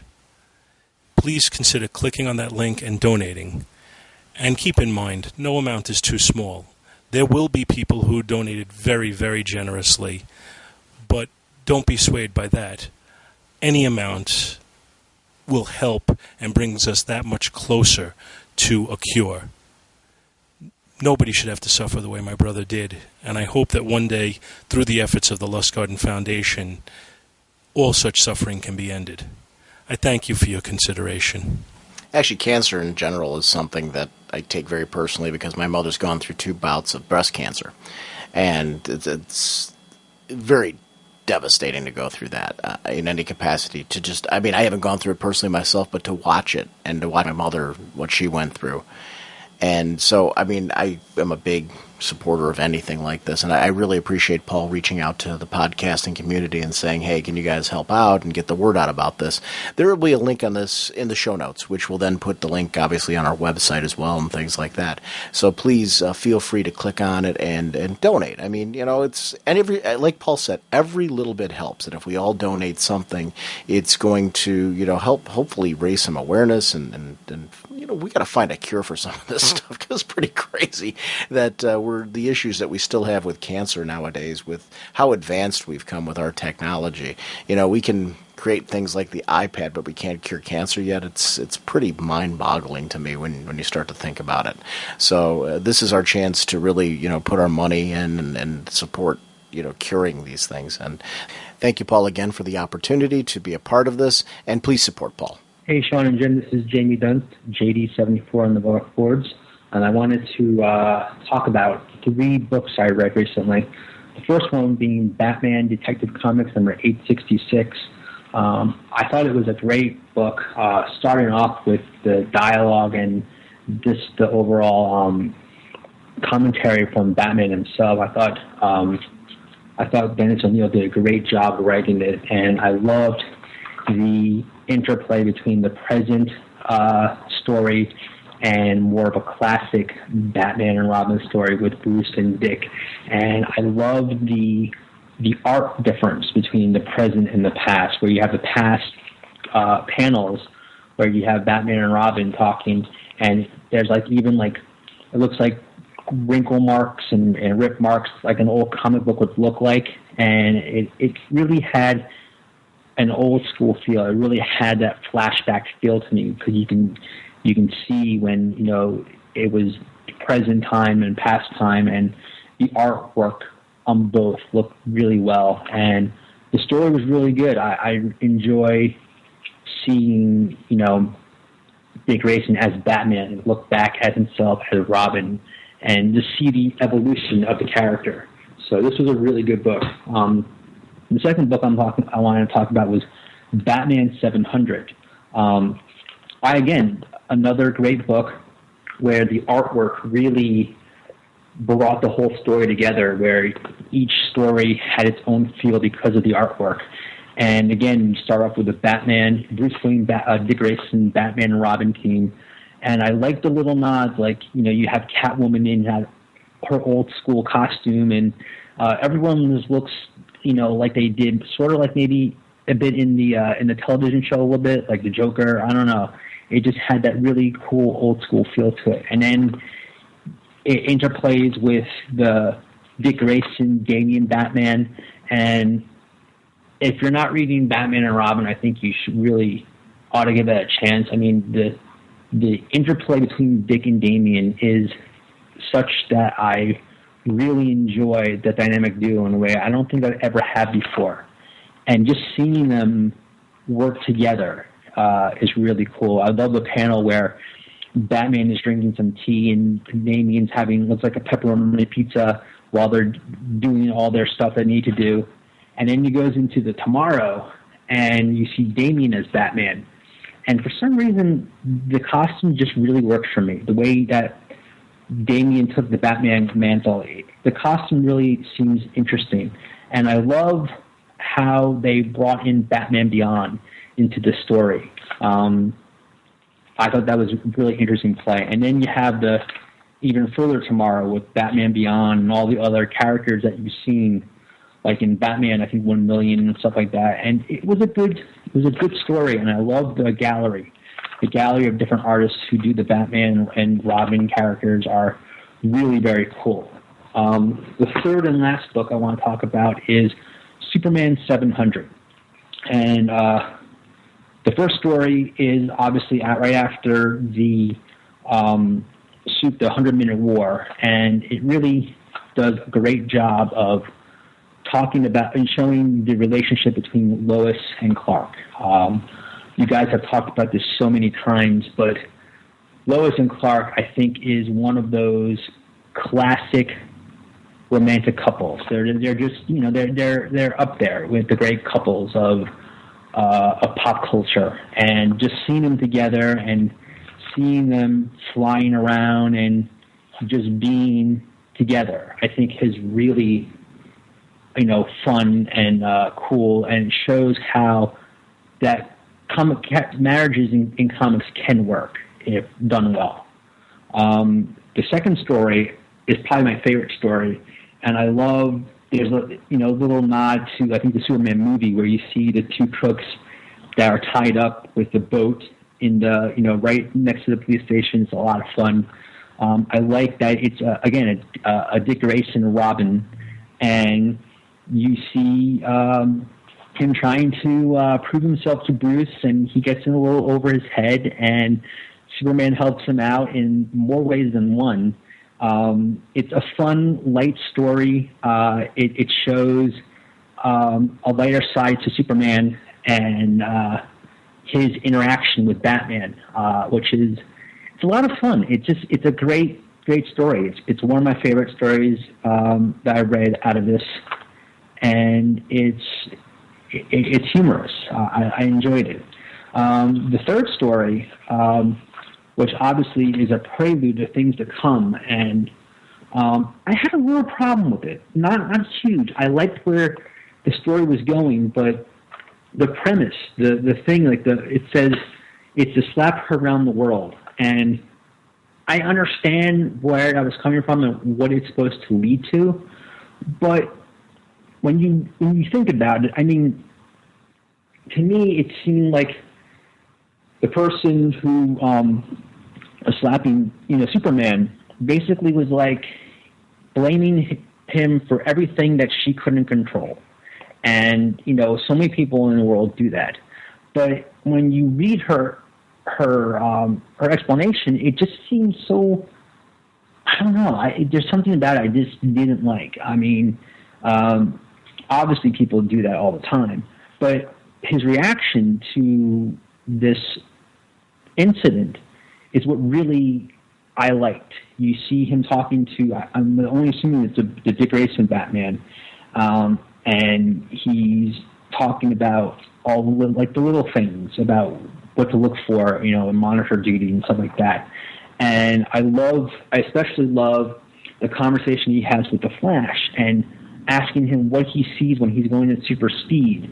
And it obviously, and then the most important one is he thinks back to the conversation when he's little, when he had with his father, about planting, you know, seeds, and how, you know, you need to take care of it and take time. And it sounds like this is going to have him slow down and maybe, you know, not do things at super speed. It should be. It sounds like it's going to be an interesting time to be a Superman fan and to see where it goes.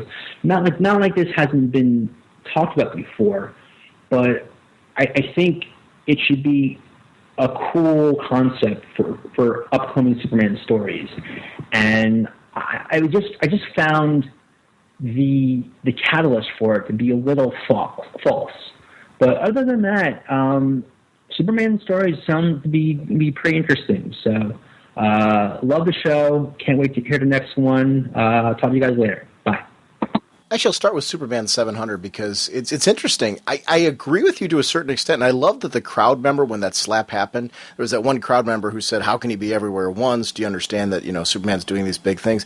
But I think the reaction from Superman, I agree with you, the reaction to Superman worked so well for me. While I thought she was weak and it was great that crowd members were noticing it, I think Superman's reaction was genuine because with everything he's been through, with the fact that he's been so disconnected and he was so focused on New Krypton, I think he's questioning now that he's back on Earth. Who is he?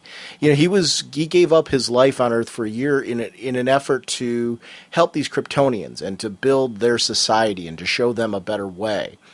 And now that he's come back, it's who am I now? Who am I here? And this is a major transition period for him where he needs to kind of reconnect with. I love that it was Dad. Like you said, that story about his childhood with Dad, talking about the soil and all that, just really worked for me because I think that's what Superman is doing right now. He's getting back to ground level and really kind of getting in touch with the people of Earth, why he's here, why does he care, why does he connect with them. And I think we're going to see that humanity of him that he so much wants to connect with again. It's not about being Kryptonian now for him, it's about being human. We've seen him focus so much on being Kryptonian in the last year that we want to see the man in Superman, the human.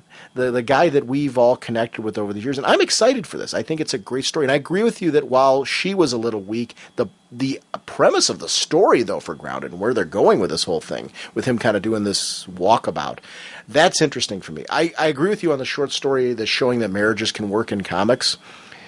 Because seeing Lois have to deal with the fact that she wants him to promise something to her, that he will never go away like that again. And being the honest man that he is and realizing that he's put in these situations, he can't promise it.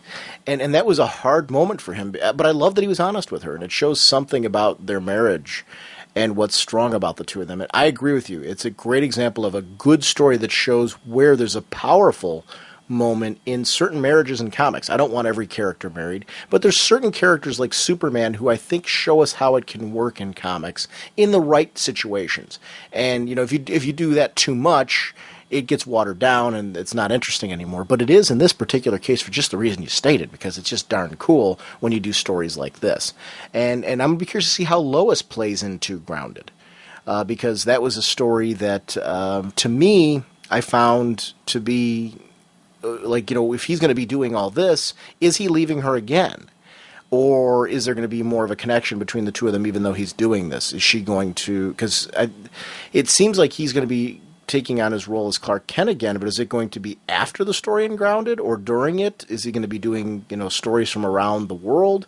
How does Clark Kent fit into all this? Or is Clark Kent still going to be on leave during this time? I'm curious. I'm curious to see where that's going to go. A lot of questions coming out of that I'm very curious to see how it's going to play out. But I'm excited for Superman. I agree with you. This is going to be an interesting year to follow Superman and see where it's going. Action Comics I equally feel interested in about, especially after that first issue and all the reveals there. Batman 700, I don't have a lot more to say other than I totally agree with you on the quality of that issue. I loved the different eras, and I loved your classic TV show nod, the Dick and Damian era, and then Damian in the future. And I'm very curious in that because, like any future, Damian as Batman in the future is a possible future. So, that can all change over time. But, very similar to how we saw a future with Tim Drake as Batman. But I feel firmly that's no longer set in stone either. That path has been changed as well by events. I think Tim Drake is a different person now.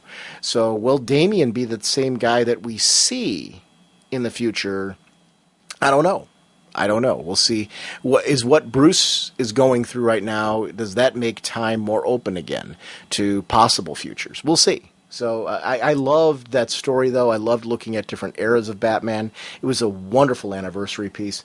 Detective 866, I'm a big fan of Denny O'Neil. And to have him on that book, and I loved how it kind of went from a present-day, kind of current-day style, with him trying to prove the innocence of this Loomis character, and going into the old day past with the Joker story that was in kind of a cartoony, again, kind of a classic animated style, which is showing kind of a classic, simpler, more fun era for the Caped Crusaders and more of an adventure-filled era. It was kind of a great Batman month in general for all of this, because we had a lot of different storytelling that shows that the Batman mythos and the Batman history, you can tell stories today with present-day sensibilities set in any era of Batman's history and really get interesting and unique and different stories. I love the animated look of that series. And the tragedy at the end of the fact that Dick did it. He proved the guy's innocence, and he shows up there and the Joker got to him first.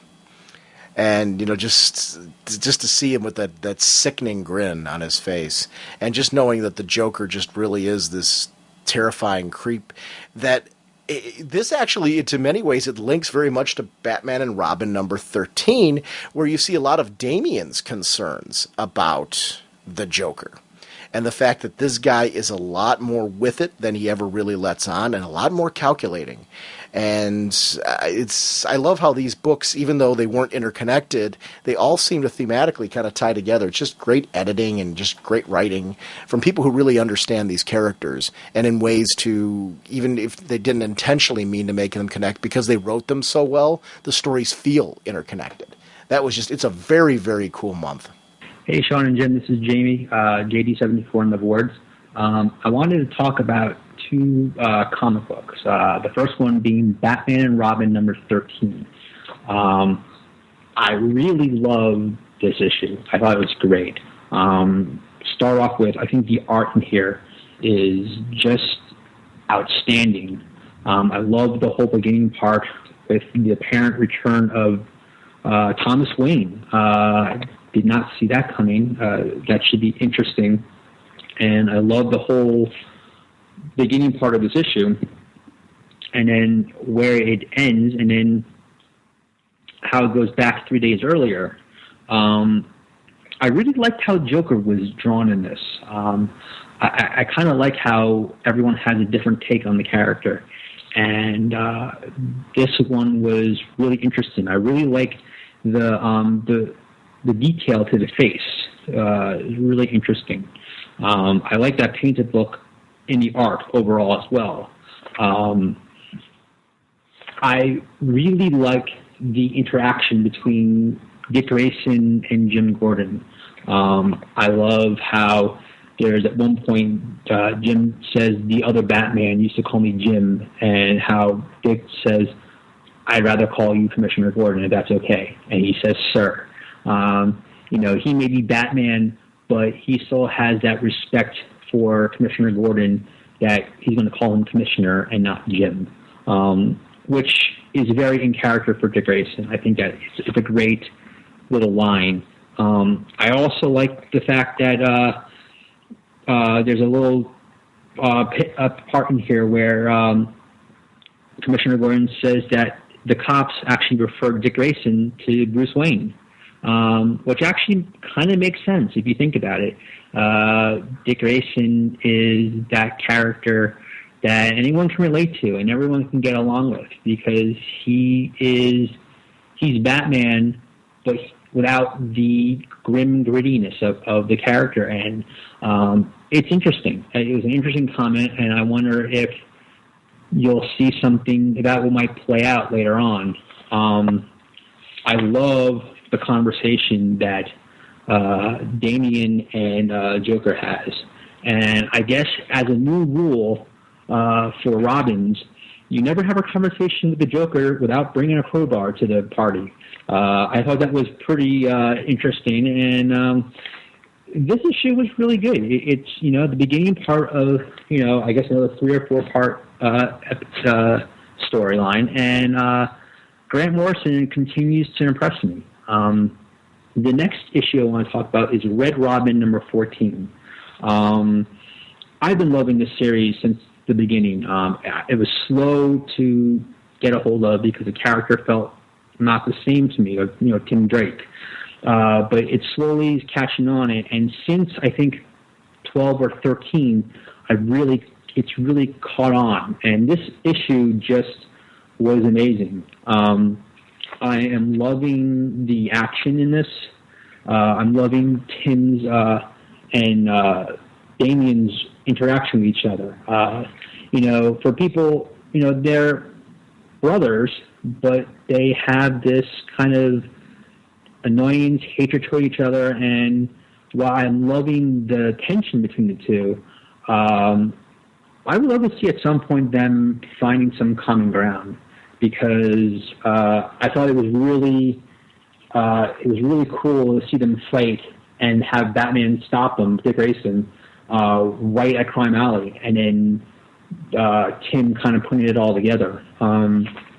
Tim's plan, though, the list, was interesting when it's revealed by Damian that not only does he have a list of villains, but he's got a list of heroes as well. And Damian was on that list, along with Hal Jordan and Guy Gardner and Geoforce and Hawkman, Superman and Supergirl, Arsenal, Magog, Wonder Woman, the Marvel family, Azrael. And so it seems like he's taking a page out of Bruce Wayne's playbook. And it's funny how even Dick Grayson talks about how that kind of thinking has bit Bruce in the butt more than once. I do love the relationship between Dick and Tim. I think even more so now. I mean, both of them have been Robin and moved on to other things. Both of them are the adopted son of Bruce Wayne. They have so much in common, and to see them interact together is great. And I happen to love the Brady Bunch reference in the new password, which is cool. I'm also really digging Vicki Vale on this. She seems to be a force to be reckoned with, and I wonder. I don't really remember a lot about the character. I know she's been in the Batman universe for a very long time, but I don't know how much she knows about Bruce Wayne and his Batman persona. So that should be interesting, and I'm really curious to see how Tim deals with that. But overall, it was a great issue. I can't wait for the next one. This is one of those books where after I read that issue, I'm already jonesing for the next one. So, love the show. Talk to you guys later. Bye. Very cool email. Thank you so much. Yeah, it's funny. You're talking about books that I'm just digging right now. Batman and Robin number 13. You see, is that really Thomas Wayne? I know that this storyline is supposed to merge at the end with the return of Bruce Wayne on some level. So are we going to finally, what does this convergence mean? Does this quote-unquote Thomas Wayne have anything to do with the Wayne? I don't know that I really believe this is Thomas Wayne. I'm still not sure on this. I believe that this delusional person thinks he's Thomas Wayne, or is this something that Bruce causes? Did Bruce cause Dr. Hurt on some level? I don't know. I'm very confused by all this and how this is going to play out. Part of me at one point in time wondered if this was in fact even Bruce, who is Dr. Hurt on some level. I don't know. I don't know what's happening here, but it's going to be very interesting to see how this plays out. The whole storyline just has me captivated, and I wonder, is this Thomas Wayne? Who is this? What's really going on here? And would they go to that level? The story, I know it's supposed to have a big changing status quo to Batman at the end of this, and I don't know. I'm curious to see how it's going to play. Dick Grayson. I can't believe he's going to die. I'm curious to see how he survives from all that, though. That bullet to the back of the head looks pretty darn serious.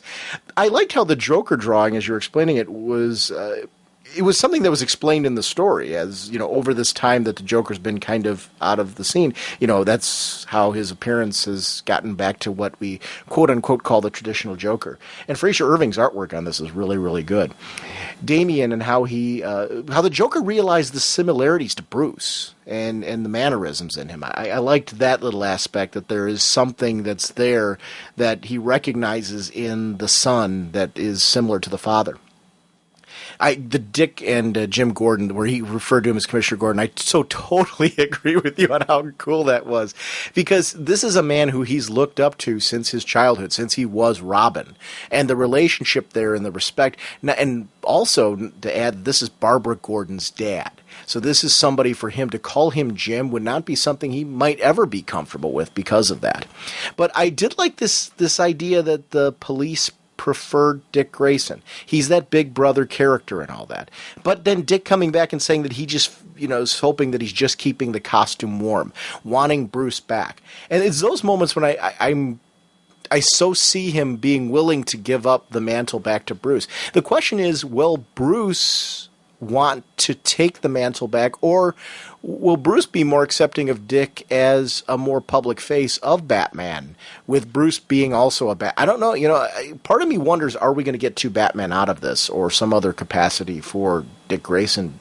I'm so torn on what I want to see at the end of this. I'm at the point right now where I'm just content to enjoy the ride and see how it plays out. I'm very convinced still that I do not want to see Bruce in any other role than Batman. Dick Grayson, I'm really up in the air on where I want to see him after this. And that's not a bad thing. I'm very open-minded to what they do with the character. I firmly feel that at this point he is a go-to character if you put him in a burlap sack. So I'm just curious to see where he's going to go from here. His role in Justice League right now is, I think, just amazing. And in Batman and Robin. So I don't know. I'd like to see where this goes. The crowbar bit with a nice nod to what the Joker did to Jason Todd. I love how, Damian is not going to back down or be intimidated by anybody. Sometimes that's the danger of Damian, though, his impulsive nature. And I love how Dick Grayson recognized immediately that it's very dangerous for Damian to be there with the Joker. He could kill this man. And like I said, this is a lead into the return of Bruce Wayne, so what is this all going to be like? Great book, great read. It was one of the first issues right after Secret Six that I read this week, so it's very cool. Red Robin number 14. Red Robin feels to me like Robin. I mean, it is the Robin book. I love the change to the new costume. I think it matches kind of an evolution of Tim Drake, a kind of a continued growth of the character since he was a little kid and he was first introduced. And I agree with you in the sense that he did feel different, but I was glad that it was for storytelling reasons earlier on. And you're right that the book has just grown in fondness over the time as we've kind of followed Tim's journey back to himself after being convinced that Bruce was alive and really, showing us that this was the case and that he had a plan all along, and then what he did with Ra's al Ghul. I just thought the whole thing and just kind of going on that journey with him was amazing. I would highly recommend anybody, if you're enjoying Red Robin and you didn't read the Adventure Comics issue with Superboy and Red Robin in it, that you go and do yourself a favor and pick that up, because it's a phenomenal issue that feels very thematically a part of what's been going on in Red Robin, and is even added to my enjoyment of the character. But this is a book that just continues to be great. The real brotherly tension between Tim and Damian is something, will it always be there? I don't know. It feels real because brothers have different relationships for whatever reason. And in this case, these two are just rubbing each other the wrong way. And you're right. Is it something that they're going to eventually come to a point of understanding? Damian, it was one of the first times, usually when these battles go on, I'm on Tim's side 110%. Damian had a genuine issue there. And I loved the fact that I felt that Tim was being totally in character, but I didn't agree with him. And, his little watch list, it's a list of heroes, I'm guessing, to watch. Damian being on that list would be something that would be highly offensive because he should be one of the trusted family. And Damian's right. He has proven himself time and again now that he is, trying to play the game, and he is trying to be a part of Team Batman. So this would be something where, Dick Grayson needs to stand by him on that. I liked how Dick handled it. Dick really tried to play Switzerland and all this, and he tried to defend Damian while at the same time talking to Tim with the respect that he deserves. And Dick's really taking a good older brother leadership role in the whole thing that I think just worked, and it was just a moment where it felt very real to me, where I felt for Tim, I felt for Dick, and I felt, more importantly, for Damian, that's been an area of growth, I think, throughout this journey. I never thought I would like Damian, and I really like this kid a great deal, and I think he's so interesting. So it's just kind of cool. I like the idea of the detective still being stalked by Ra's al Ghul. And, Dick and Tim has always been just a cool team up. That it's something, no matter what role Dick has been in, whether he was Batman the first time around, when he took over in Prodigal, or, he was Nightwing and the two of them were teaming up, Tim's looked up to him as being that older brother figure, and there's something to respect about Dick Grayson. That's why I always feel that Dick Grayson's an A-list character, because I've always thought Tim Drake is an A-list character. And when he looks up to Dick Grayson, you've got this character who looks up to him the way that characters like Blue Beetle look up to Superman. And I think Dick Grayson is just that. He's the constant big brother in the DC universe, and that role needs to be maintained for him. I think it's something that's really essential, and there's something that's welcoming about him There's something accessible about him. He is the cool character we all want to be. And I love that consistently, no matter what book we're seeing Dick Grayson in right now, from Justice League to appearances in Red Robin to the Batman books, he feels like that character, and it's really critically important that there's a distinction between him and Bruce. And I'm glad that that was never lost in this whole journey, that he had to make the Batman role his own. Because that's something that I think is an important distinction with what they did this time around to really show where that character's gone and where he's grown. So it's cool. And thanks for calling in on those. I want to make sure we shout out this email. This one's from Logan Dreyer. Hey guys, Logan from Regina here. It's been a while since I contacted you guys, but I haven't forgotten you. Continued great work. However, I do have to criticize you a bit about your riffing on Colgate in episode 210. You and I both know that there is only one reason why DC, Marvel, Top Cow, IDW, Image, and all the rest of the publishers do comics, to make money. And let's be honest, we all hate it when the companies raise the cover prices. But costs likely continue to rise. Creative teams and creators need to get paid, production costs need to be paid, and we the consumers demand top-notch printing with great paper so the colors pop out at us. Our retailers, online, and local shops need to make money as well. Someone needs to pay the salaries of all the behind-the-scenes people in corporate offices, and the shareholders of these companies want a return on their investment, also known as profit. And if we, the readers, don't want to keep digging out of our pockets, the publishers need to find outside sources of revenue, like selling advertising. When they spend resources promoting other titles within a book, they aren't really creating any new money as much as spending ad budgets internally. Do I really like the most recent Colgate ads? Not really. But do I appreciate the dollars that company is spending that is partially helping keep the lights on at DC? Sure do. Does some advertising work in comics? Well, last year they were promoting Spartacus Blood and Sands, the TV series. It was nothing that I'd heard about before, but based on those ads, I checked it out and watched every episode. It's very good. Also, I have personally checked out Matty Collector, like the previous ads, and have bought many things from that company. Will I likely buy Colgate from a comic ad? Likely no more than I would have before, but maybe someone else will. When influential guys like you slam an advertiser, you are sending a message out that we don't appreciate their marketing dollars in our books. I, for one, do. Sorry for the criticism, but please give a bit more thought to my comments. And if you want, feel free to use this letter, edit if need be. Logan Drydale, Regina, Saskatchewan. First of all, thank you for the email. And I want to say I agree with you, and I disagree with you to a certain extent. First of all, I agree with you that we should, as consumers, if we're reading and enjoying a comic book and advertisers are promoting in the comic books, we should take a look at their ads seriously and try to, when we're making those choices, like you mentioned in your thematically, that we should try to promote and support those advertisers. Cool. I agree with that to a certain extent. But to say that we have to kind of watch our step as far as things we say on the show and things like that, I disagree with you on that. If it annoys me that I have to keep pulling out a cardboard piece from my comic books, I'm not the only comic fan that feels that way. And making a joke about that, I don't see as being a problem. I think we lose some credibility if we give praise just because we feel we can't do otherwise. We don't criticize because we feel we can't. I even said when I was making the statement that it didn't stop me from buying comic books and things like that, and I found it kind of humorous to joke about. My original plan was actually to tug a bunch of those out and give them to Jim as a gift and make that a joke on the show. I had no idea he would, blow up on it, but he has a right to do that. And it's one of those things where, as far as the Colgate ads go, let's kind of refer back to them and kind of go on the positive end of it. First of all, I actually kind of like the Colgate ads with the pictures of the kissing from, like, Batman and Catwoman, and just from various periods of DC. I would like to have seen more than that. Actually, I thought it would be interesting if the cardboard cutouts, instead of, little things we can pull and toss out, maybe were something more collectible. And that would be a better way to do ads. And if we don't talk about stuff like that and the fact that certain things like cardboard pullouts are having a negative effect, because you even said it yourself, you're not looking to buy Colgate from that ad. Well, then how effective was the ad? And that's feedback that I do think is a responsibility of ours, to sit there and say, okay, this, like, it's the 75th anniversary of DC, for example. If I worked for Colgate, for example, how would I support an advertising campaign we're doing with the comic books? I would put Batman, and I would see what licensing Batman to put on tubes of toothpaste, not just Batman, Superman, Wonder Woman, things like that, in honor of DC.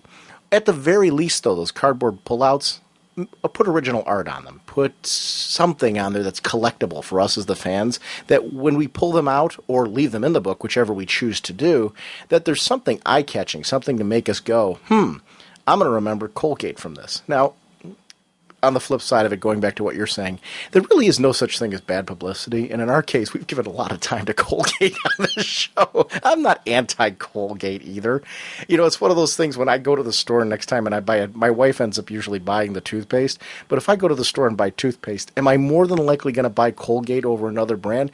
Honestly, I probably will, because I see them in comics. And I do agree with your sentiment 110%. And I'm glad you sent in the letter, because I do think there is something important about promoting the fact that even if we joke around about an advertiser or something in a comic book, we should try to support advertisers who advertise within comics.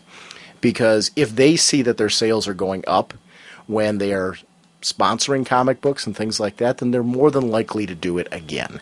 So I'm not saying that you should just randomly go out and just buy anything from any ad that's in comics, but if you see something in there, you're like, if I have to choose from brand A or brand B, I'm going to choose brand B because they're supporting comic books. I think that's a good move, because I do think if their sales revenues are going up at a certain time frame, they'll look back and say, maybe those comic ads were worthwhile for us. So on that end, I agree with you, but I don't think we should censor ourselves when we find something annoying and, want to bring that up on the show, because I think it's a topic point. We are a show for fans, by fans. And, as people who read comics, that's something, when I'm pulling out cardboard stuff every month in my books, it does get annoying fast. And that's just one of those things. I laugh at it. I think it's funny. And I'd rather laugh at it. I'd rather have a moment where we just kind of vent it out in the show and laugh at it and we all kind of chuckle and move along. And that's kind of the way I look at the whole Colgate discussion. But I'm not anti-Colgate. I'm, not standing outside their factory picketing or anything like that because they put it in a comic book. So, it's a little bit of column A, a little bit of column B. I do agree with your whole thematic thing, but I think, we can't censor ourselves on this show. If we do that, we lose all credibility. If I'm going to sit there and go, I love when cardboard's in my comic books, then when we say things that are positive, people aren't going to believe it, because they're going to believe we only say positive things because we don't want to be controversial on anything like that. Especially actually, it's funny, this is Colgate. It's the Raging Bullets Colgate. So, this is our I guess our little controversy right now. Please feel free anytime to send in criticisms, and even if you don't agree with anything I'm saying here, Logan, it's the important thing is I'm sure there's people who are listening to this that are going, "Yay, Logan! Finally, somebody was out there saying the same thing I'm thinking." We've got too many listeners for there not to be people that totally 110% agree with you. I am seriously taking your thoughts into consideration. That's why I'm even revisiting this, because I do think there are certain points you're making there about supporting sponsors that are important. So, and please feel free, anybody, anytime we say anything on the show that you want to criticize, send it in. I'll give you an honest response to it. It may not be what you want to hear, but, I will certainly air your thoughts, because I think other people need to hear them as well in this case. And Logan, because I do appreciate Logan, and I think that it was an honest, there was nothing disrespectful in what you were saying. You're just sharing your own perspective on the whole thing. And I think that's very cool. So please feel free to do that, and comfortable to do that at any point in time. I love it, though. This is our Watergate. It's Colgate.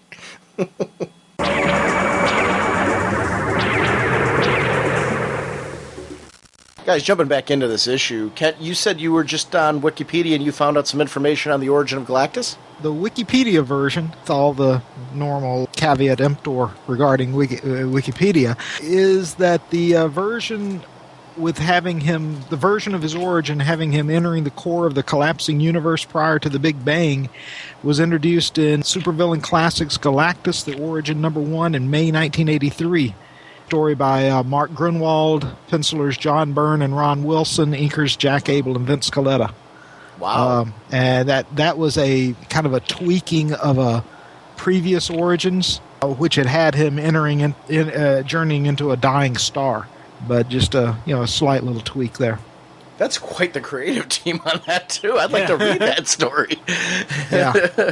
Supervillain Classics Galactus, the Origin #1, May 1983. The funny part about this big battle is we're talking about everything that's going on here. I don't know if you guys had the same experience I did when reading this, but I found that each time I read it, this story felt very fresh to me. I think because of how much was going on. Like, I'm always, like I just rattled out before, I remember that Martian Manhunter at some point in time is taken out of play. I remember that Wally eventually pops back in. I remember all of these elements kicking into play in the story, but when it actually comes to the actual battle, there's so much going on the battlefield with so many shifts between different heroes and things like that, that every time I read it, there's things that I feel like I didn't remember. Did you guys have that experience, or is that exclusive to me? Oh, that's just most exclusive definitely, to you. yes. That's just exclusive to you. I knew all along what was going on. I mean, that was one of the things that I found a joy about this series, and I think, Kent, you're probably in the same place I am, was the fact that every time I've read this, I'm like, I don't remember that happening. There was always a moment where I'm just like, I don't remember any of this, and that's not a negative. I remember this basic story, but there was just little details and things that were popping up. Like this time around, it really was, my focus was on the shift from Hal to Parallax to Kyle, and the changing of Adam's costume along the way. I'm like, I don't remember that. I remember Kyle coming back, but I don't remember that that's how it happened, and I didn't remember Adam changing along with it. And maybe it was, just something that subconsciously I wasn't focused on last time through, but I loved that about the whole thing.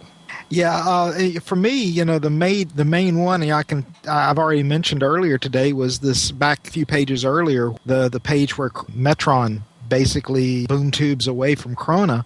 Yeah, I had, in the various readings I've done, I had never noticed that line that Krona has there. You're the one who led me to the Avengers universe. When I read that today, it was like I'd never seen that before. So there's different layers to this one. Yeah. It's something that I'm really enjoying about examining this piece, and it's a deep and rich story where it could have been, they could have gotten away with something very simplistic, just teaming up the characters with each other, having them fight, having them team up together, having them fight the big bad, and winning and high-fiving and going their separate ways, and maybe we'll team up again someday, and that type of thing. And it wasn't that at all. It was so deep that, to me, it's one of the reasons why I think this story is such a classic, was because they didn't go the cheap route.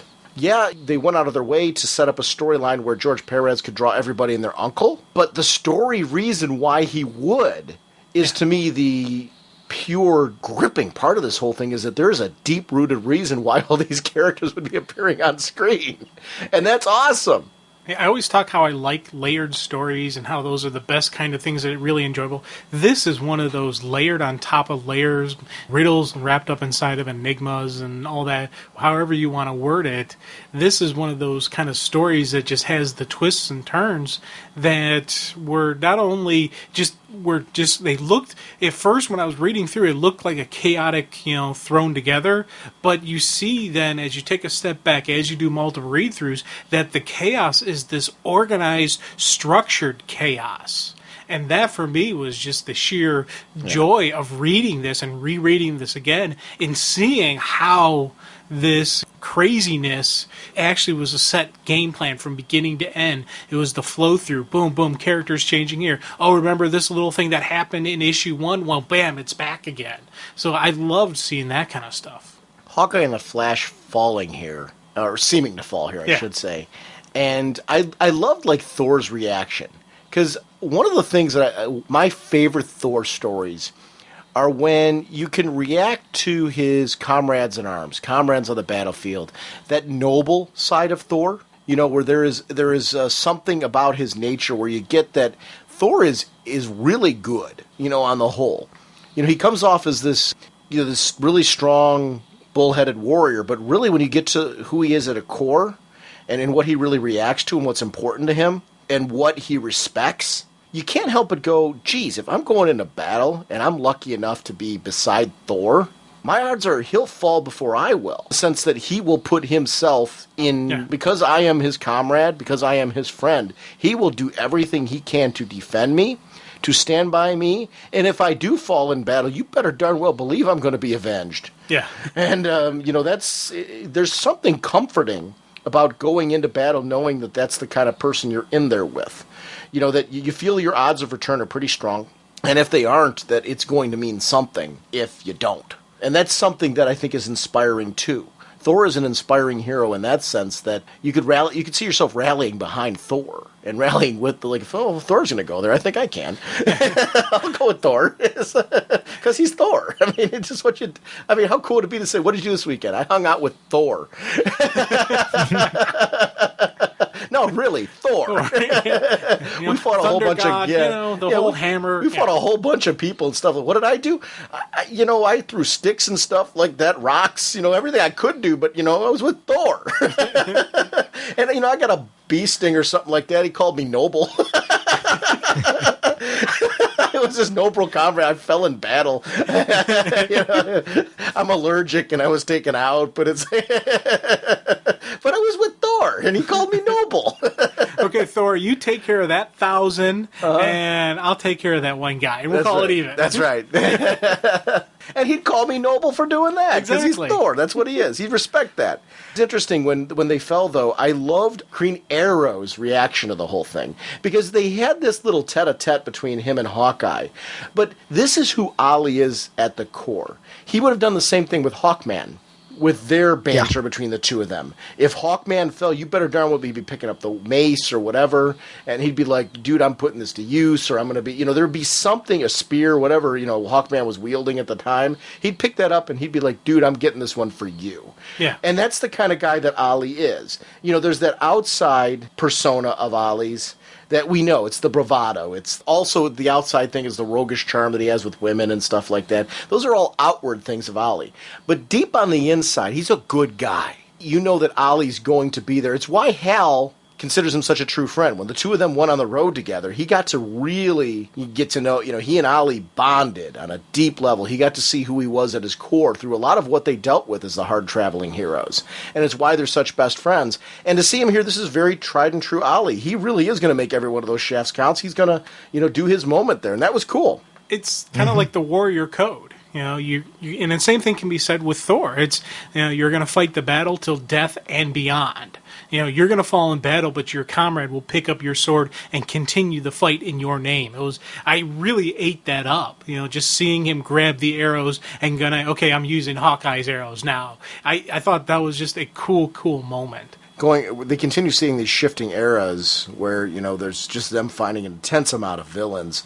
And it was cool to see the Walter West outfit of the Flash there, which was, to me, I'm like, wow, boy, they're really just kind of going everywhere with every different variation of those outfits. That was one of my favorite stories. The Hawks, the same thing, too. You see different versions of Hawkman there. You see the Qatar Hall from Deep Space. You get to see the Hawkman and Hawkgirl that we're more used to from JSA. There's another Hawk of some sort whose feet we see. I'm not quite sure who that is. Just kind of a little bit of everything, because it says their own numbers shift and change without warning, and still they fight. So it just shows the heroic spirit of these characters just kind of shifting and changing. And is that Red Skull with Jay Garrick? Is that who I see there? Am I seeing? That's who I would assume it is. That's who it looks like. Yeah, it looks like. Yeah, that was just kind of a cool little Easter egg, with Jay Garrick's history. With the whole World War II fighting, and I thought that was a kind of a cool little usage of the characters. 2 Captain Marvels. Yeah. The Marvel and the DC Captain Marvel, well, the Fawcett and the Marvel Captain Marvel, however you want to look at it. Dr. Light. You mean the real Captain Marvel and then that later guy.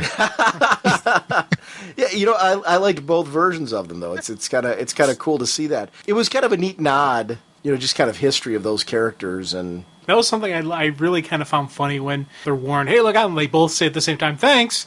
It was just little comedic moments thrown in this intense action sequence. Kind of goes back to that thing that Jan did with Justice Leaguers, Lambast, or any of the cool Plastic Man kind of moments, or the Plastic Man Beast banter.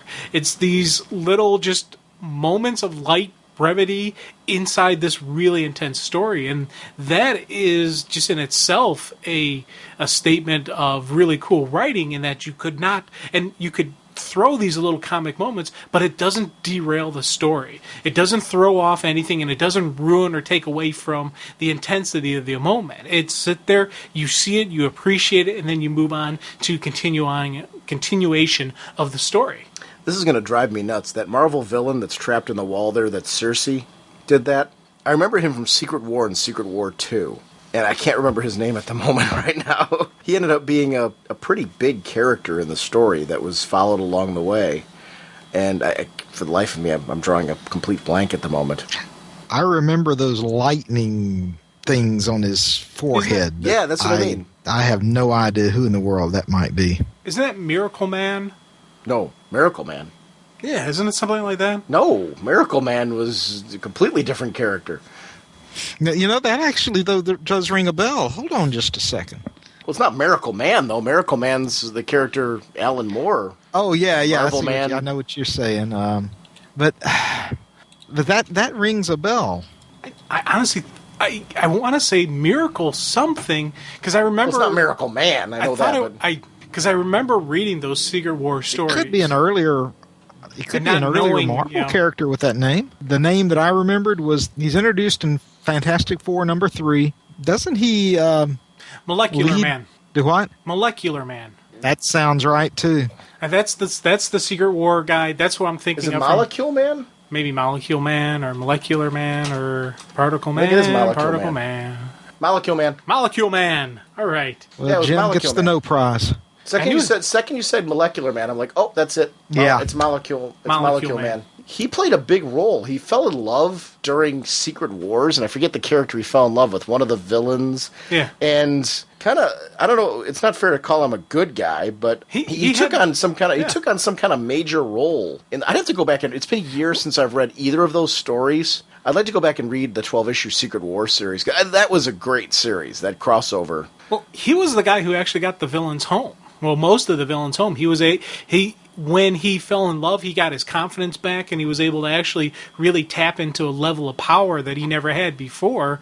And he had such a high level of power that he was like, I don't need to destroy or be this great conqueror. So he kind of had a face turn because he fell in love. And then when Secret Wars 2 came down, I can't think of who the female's name is, but she kind of like did a fake breakup with him to try to destroy his psyche, so the Beyonder wouldn't mess with him, seeing that this is just a destroyed fragment of a man. I'm not going to deal with him. I'm remembering bits and pieces of both the stories now. Was it really necessary of John Jones to beat up Hyperon from Squadron Supreme in that one panel? Like, he's carrying him by his cape. I don't know if he beat him up or if he's just carrying because he was a good guy. But I'm guessing because of the battles between the Avengers and the Squadron Supreme, it was a nod, obviously, to the fact that the Justice League, I guess, could run over the Squadron Supreme. Is that what they were probably basically saying there?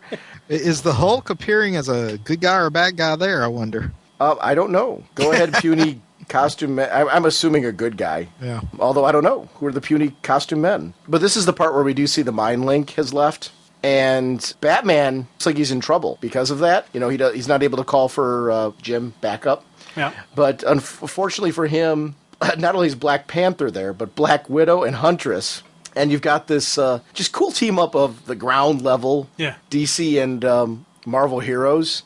And Prometheus versus Captain America. Oh, I'm God. like, oh, yes. And this is to me the tried and true Prometheus. This is the guy. I just uploaded Batman's fight skills. This is the guy that James Robinson, may Prometheus rest in peace, really did a very good job of bringing back this level of the character to his role there. And it's great to see him here in this moment, even though he gets run over pretty quick by Cap.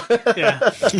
Superman shifting to his energy stuff. Did you read Superman Red, Superman Blue? That's when I actually stopped reading Superman, was when that whole thing started going through. Was that why, or was it just timing? A little bit of column A, a little bit of column B. I wasn't as interested in the story way they were going with it, and then I was like, I got other things I could be spending my money on other than comics, and that was a period right after college, so I didn't really have a job, so I was like, do I really want to continue spending money on this? I think I'll start paying off my student loans and whatnot. Most of my dealings with him in the Energy Forum, I read the complete run of JLA during that time. And there was a period of time on the JLA where he was the Energy Superman on that team.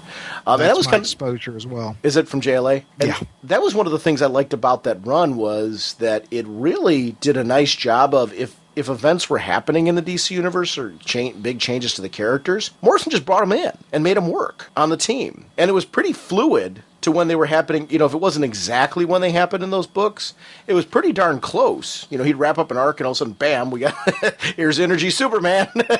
Here we go. And I really liked that aspect of JLA during that time. It felt like the flagship title of the DC Universe, because anything that was going on was echoed in that book. And that was a testament to him as a writer during that particular era, that he was able to do that. And I think it's something that people have been longing for, was for the JLA to feel big and epic again like it did during that run. And I think we're going to get that. Going back to the street-level heroes fighting again, we see, is that Doom Patrol? I'm looking at the page where we see Black Panther and Batman fighting, and up in the top, yeah. I don't know, I think those might be villains there. I didn't know if that was one of... I thought it was Cliff at first, but looking at it again, it's not. It actually looks more like Heatwave. And the one next to him is clearly a villain as well, because they're going up against, it looks like Red Rocket, or Rocket Red. The one from Titans. And I'm not sure, I know it's a Marvel hero. Is it Jocasta? I forget how to pronounce her name. That's another Marvel hero there is fighting. But we do see Wasp, which is kind of a neat nod to it being Adam's villain of, what is it, Kronos? In the upper right-hand corner as well. There's so many there's so many Easter eggs in this going on. I just love this. And we get to see another Quicksilver costume change. And it is neat how this thing just seamlessly shifts between different combat sequences and different heroes and villains fighting. Because, like I said, we had Black Panther there fighting, and Batman. Then we had Black Widow and obviously Huntress's foot. And then just a pile.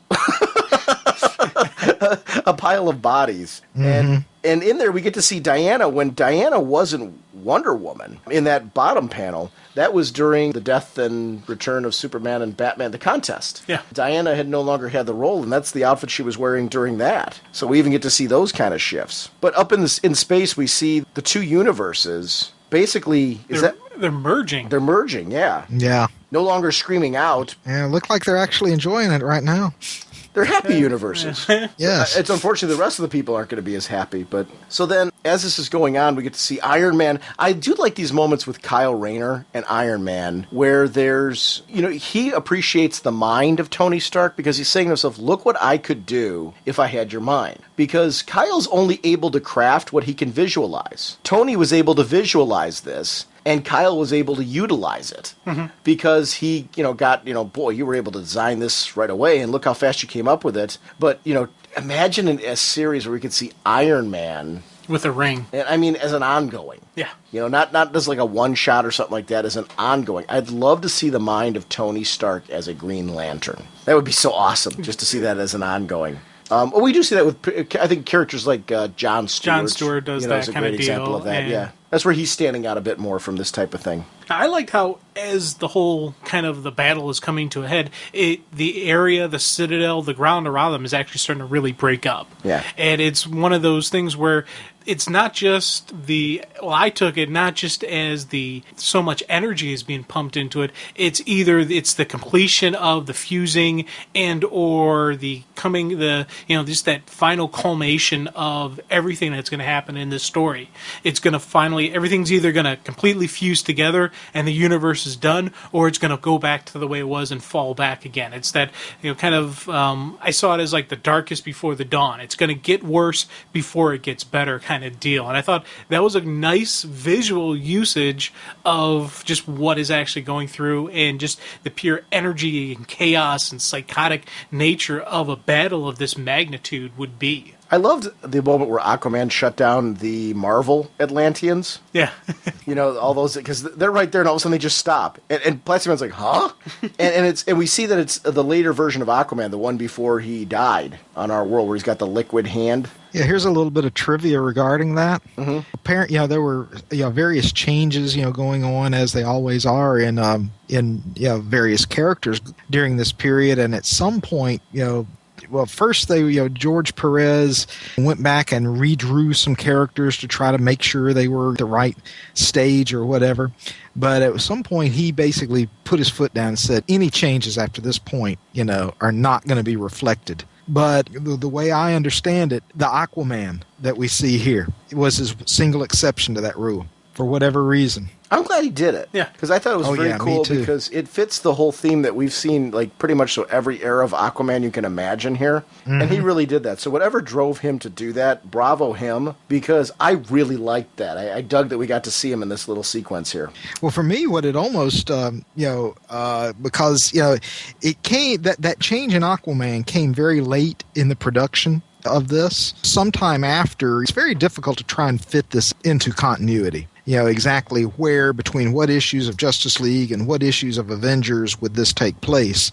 But, for me, it almost, the Aquaman appearing in this particular incarnation just kind of symbolically shows that the time shifts are happening, drawing not just from the past, but also from the future. That's a good point. Because to me, I took it as took place, if you take a look at the very beginning, I would say if you're trying to put an actual time placement of this story, you have to really look at what Justice League team was in place. And it's clearly Morrison's JLA. Or, I guess, because it's, the Aquaman, the Flash. It's that run of the Magnificent Seven, so to speak, where Plastic Man was involved in Wonder Woman. And, that whole team right there, it's somewhere during that era. Yeah. Of that run. I go back to the beginning as far as if I'm trying to put any form of, like, if you want to plug it in anywhere as far as when could this have possibly happened. I think anything that happened later in the series, when the time shifts began, that's really where they're being affected by the events around them. That's not actually where it falls in continuity. And you're right, actually, I totally agree with you, Kent, in the sense that that's where we see the series dip into the future. Mm-hmm. I tell you, it's funny. We keep talking about how the shifting, going back and forth, and read through multiple times how you notice something new. When looking at that page where they had the Aquaman and all that stuff, you go on to the next thing where we get those cool moments where Wonder Woman's like, you guys go on, I'll hold the line here. And we get that great team up between Wonder Woman and She-Hulk. And I'd never noticed until just this second that Wonder Woman goes from the one costume where she's got, more of the classic, the bikini kind of thing. Then you go down to the other one, she's down to the shorts, shield, and sword kind of deal, where right within this one page it shifts between the two different costumes, eras, and kind of positioning. And I was like, oh my god, how many times have I seen this? And I even made note to say how I liked the fact that these two powerful female warriors were standing side by side and going to hold the line kind of deal. And even all those times I noticed that, I never noticed that little subtle change in there. Or even in the background of the one, you have the two, like, cheetah, and I don't know what the counterpart is, the two, like, female cheetah type characters fighting in the background. What's Tigra. From Avengers. Okay.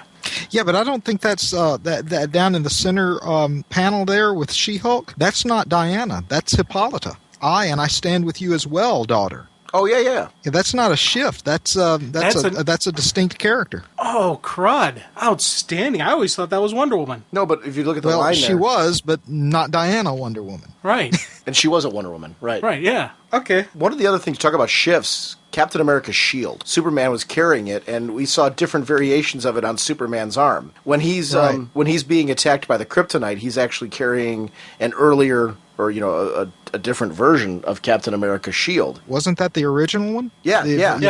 Exactly. And he's carrying that at that moment. I love the bit where Vision sacrifices himself by using the remains of his solar energy to, like, supercharge Superman, who then takes advantage of it and just keeps going on. And Superman at this point is so supercharged by the Avengers. And there's some really heroic Avengers moments, because we see a whole bunch of magic DC heroes, including Dr. Fate, fighting at that particular moment. But Superman is like, I'm going to get through here. This last wall, it's Krona's last line of defense, but it's energized, some kind of force field, and I can't. And Thor is like, now, to be able to, the willingness of Thor and the wherewithal of Thor to know that the hammer's going to work for Superman. Here you go.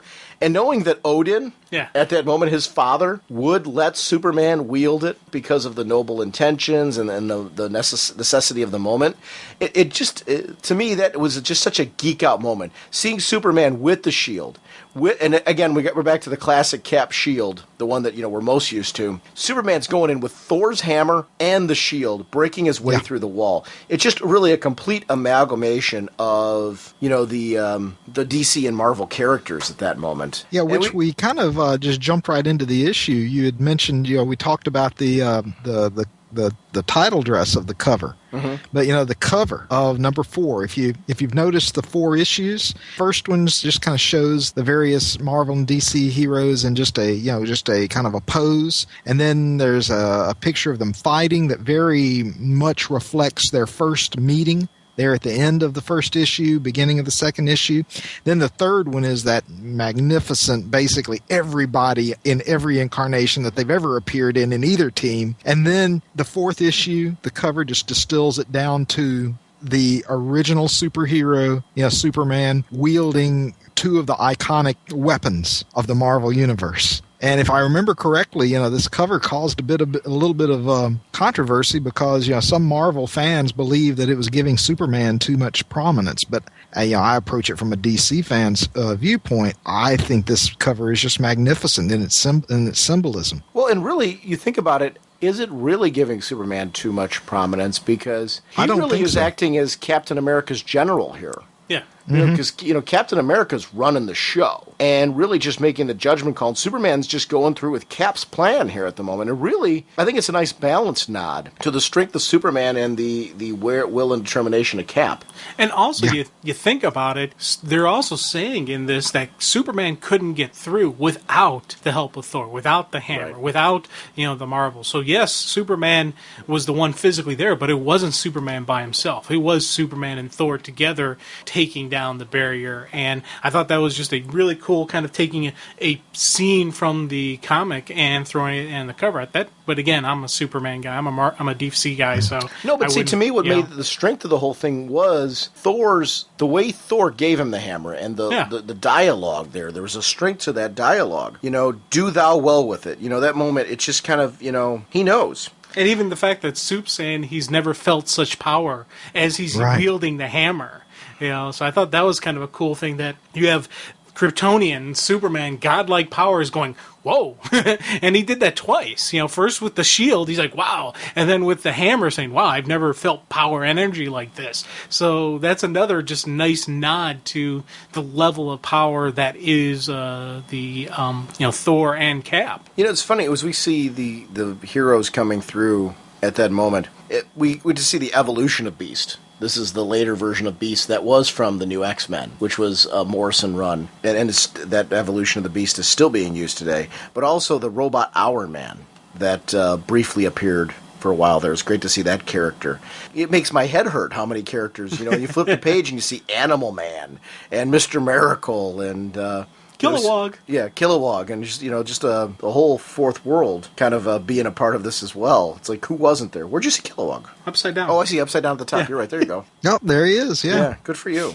That's it. I'll be honest with you, the first time I noticed Kilowog. Aztecs over there as well. And again, a flying Ray Palmer. Yeah. He's getting knocked around a lot. Yeah. But Krona at this point, now I don't think we're using a little of our power anymore. We're using a lot of our power here. He's got to really, at this point, hold on to his end game and keep them from escaping. It was kind of cool to see that the arrow at this point that was thrown in, the TNT arrow, was because Barry and Hawkeye. Barry didn't sacrifice himself again. Hawkeye wasn't sacrificed again. The two of them managed to sneak through the playing field and put themselves into a position because they were under the radar. Yeah. And it was just a brilliant strategy move there. And again, and Cap thought we should lay low. Yeah. So either that was initially I took it as that was the plan all along to go in there, then distract them and then hide out, or was it? Well, no, because it says here, Flash here got us out of that mystic whammy with our skin still mostly unfried. And Cap thought so. It was after the fact when Barry rescued him. He's like, guys, let's take this to our advantage. Let's use this distraction to our advantage. And again, another advantage of the mental link so that he could tell them, see that they're okay, continue on with the mission. But see, actually, to me, it's even more the show of Cap's ability to adapt on the battlefield. Yeah. An opportunity was presented to him, and he took full advantage of it. Rather than just letting it go, guys, let's swoop on in, jump back into battle. He's like, wait, fellas, let's keep you under the radar, and let's see how we can use this to our advantage. Strategic awareness of the battlefield. This is what Batman respected. Yeah. And that was something that was very cool there, and how that moment played out. And set up the whole TNT arrow being used, and the artifacts, and Krona, and... It's just such a interesting way we see Krona sucked up here, and later on we see what actually, in actuality happened to him at that moment. But it's a lot for Metron and Grandmaster Grandmaster especially, to be counting on, was that these heroes were able to put things in play like this. Yeah, that's the ultimate gamble they were playing with themselves as well as the universe. And it's, again, and that is where Wally pops back into a scene, actually, right there. It's like, where am I? Wait, was Barry just here? Yeah. So. I like just the reaction after fact. After this huge boom, they're all like, wait, what happened? It's, you see everyone dealing with it. You got Aquaman once again. He doesn't have his hand, and he's adjusting to it. Of course, we have Kyle, just the full, and Plastic Man himself is like kind of really messed up. It was kind of cool just seeing this kind of, it was a calm ending, but it wasn't really even the ending. Even they were like, hey, what's going on here? And they're trying to figure out the place, and, you know, you see Iron Man dealing, you know, just talking to Flash about, well, Wally now. So he's saying, you weren't here for most of this. There's so many dead. And just, there, it's that after this major traumatic event that you have to have that kind of down moment. And as we're looking at this event, I thought one of the keys, too, is with Aquaman's hand playing such a big role in all this, you know, from the different shifts, we see him looking at it, yes, Wally, the chronal chaos is fading, my hand gone again. Because he went from having a hand to not having a hand to having that water hand, because it's his future version, then going back to not having a hand again now. And it's interesting that he has, you know, some vague memories of that now. And that was kind of an interesting thing in how the story wrapped up as well. But we get to this iconic moment here, which, you know, anytime you've got the Spectre involved with holding apart worlds, it goes back to, you know, the iconic, you know, Jim Corrigan Spectre being a part of this type of, you know, cosmic event where he's in this role. But to see Hal Jordan now, talk about somebody who's gone through the ringer and all this. Hal Jordan as the Spectre now is separating the two worlds. And, you know, John Jones explaining to Captain America, we fought with him earlier. He is Hal Jordan, once Green Lantern, now the Spectre.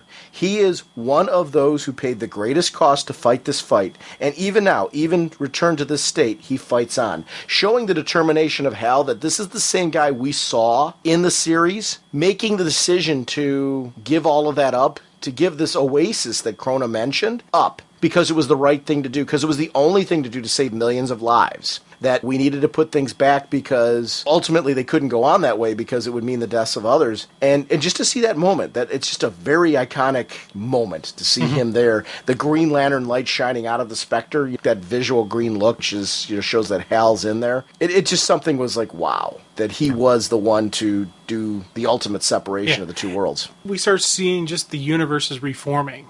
And they have to get to their proper places, their proper universes, or then things are really going to be ending. Because I thought that was cool seeing Superman honor Vision, you know, who had sacrificed his life. He's like, yeah, I know he's an android, but he gave his life for me, kind of deal. But as they're like, but hold on, it's not over. And Red Tornado, though, he would know from that relationship with Red Tornado that just because we say android, that doesn't mean that he isn't something more. And I do love the feeling, though, you're right. There is, wait a minute, that's not it. It's not the whole story. Maybe Men of Science can take care of this. They'll see to him, you know, and that type of thing. Hand comes up. It's Galactus reforming. Let's get out of here. And Superman's like, here, let me get you your hammer, Thor. And at that point, the hammer now, this is all over. It's the epilogue. Yeah, Odin may have let you borrow it the one time, but you don't need to use it right now. So it's and that actually in itself is a kind of a cool statement of, one, we talked about the power, but just the whole presence and just the wherewithal that Odin would have throughout all of this stuff. I thought that was kind of a nice little kind of, you're not anymore, can you have it? It's mine now. It was interesting to see the two universes, how they had that, it was funny, Kent mentioned before how they seemed to be having that romantic moment together, but now we see the universes like bidding each other goodbye. And I love that kind of, you know, knowing that this is something that can't continue. And that, yes, they've all met, but this is not something that they're going to be able to recollect. We're going our own ways, our separate ways, and their worlds are incompatible. And this is the way it's supposed to be. And I loved how we got the visual, not just the heroes saying goodbye to each other, but the universes like having this like tragic love story where we have so much to offer each other, but yet we are destined to be separated because of, you know, we know the realities of why they're separated, but I mean, it was like bittersweet for the fans and the universes and everything. I think it ties into our emotions, how this is something we're so geeking out over seeing and how well it worked together. But yet, there's more to it than that. Are you going to die over there? Went down the wrong Had pipe. him on his back. Yeah. All right. Okay. But that for all things Yeah, must there- ultimately have an end. For all things must ultimately have an ending. Go ahead, Kent. Well, I was just gonna just call attention again to what you were talking about in that third of the parallel panels down that page. Just that look of longing, on the two universes' faces. The tale reached an ending, Yeah. Yeah. and even the two fingers touching, very iconic. Uh huh. And then we go back to, of course, Grandmaster and Metron, and kind of the reveals that these two, kind of have a relationship and understanding. As I'd hoped, his stolen power returns to its proper home, leaving this, a cosmic egg. And sensors confirm Krona's essence at the heart of it. One day, perhaps it will hatch, birth a new universe, a new reality, and Krona will learn his long-sought truths by being a part of them. Indeed. Ah, how did you enjoy being dead? And it's this whole idea of, how did you enjoy this for this whole thing? It was an experience, though not one I'm anxious to repeat. I am glad the heroes won, restoring all or almost all. Had they failed, he would have remained dead. I mean, he really was in a position right there. They knew they had to set this up in a certain position to return and restore the power to this egg, right? Wow. They diverted Corona to that universe to keep him from destroying the DC universe? Is that it? Is that what they did here? And ultimately saying, hey, we can play a game here with him now. It's the ultimate deadly game to stop this foe, to restore these energies to this proper location. And wow. And was it just enough to tantalize? So is it the issue of did Metron initiate all this? Is that what it is? See, That I really don't know. Because it looks like he's saying he initiated it. and that would go along with the stuff where Kronos said to Metron, "You're the one who introduced me to the Avenger universe," and that's why I'm like, part of me wants to think that Metron had this noble purpose, and then part of me thinks that he do it just to see what would happen. Oh. It's one of those. I every time I read this, every time I discuss it, I always think it a different way. And part of me is leaning towards the fact that it was a more noble purpose for why he did this. But I always wondered, how did Chrono initially get out of the egg? How did he initially become a threat? How did he initially... Because we know Metron took him to the Avengers, but how did he get to the point where Metron could take him to the Avengers universe? Had Krona ever been confined to a cosmic egg before this? I don't remember that. Well, Yeah.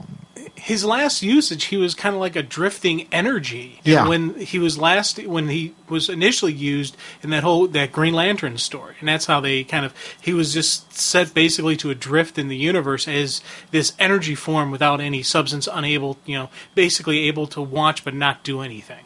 So I don't know how he went from that form to the solid matter form that it became a threat and had to be taken down. Yeah, I don't know either. This is a great story. It's just really, Well, it's yeah, funny. and as we've mentioned before, it has ramifications, particularly in the DC comics afterwards.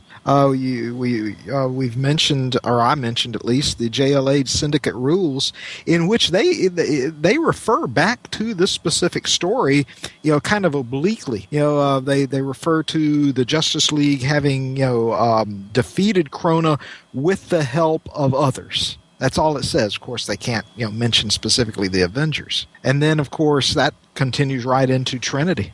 It was great. It's one of those stories. It's funny, when we talked about doing this, I had no idea. Like, I remembered reading the story. I'd read it a few times. I didn't remember the amount of depth that was in there because it had been so long. I read it when it came out. I remember reading it again afterwards. And then, we got into doing the show, and we hadn't really you and I had never discussed JLA Avengers during the entire time we did the show, other than in passing and me saying, it's something you need to read. When revisiting this again, it's funny to view it the way we do when we do the show now, talking to somebody with, this kind of depth about it and really kind of trying to tackle what's going on.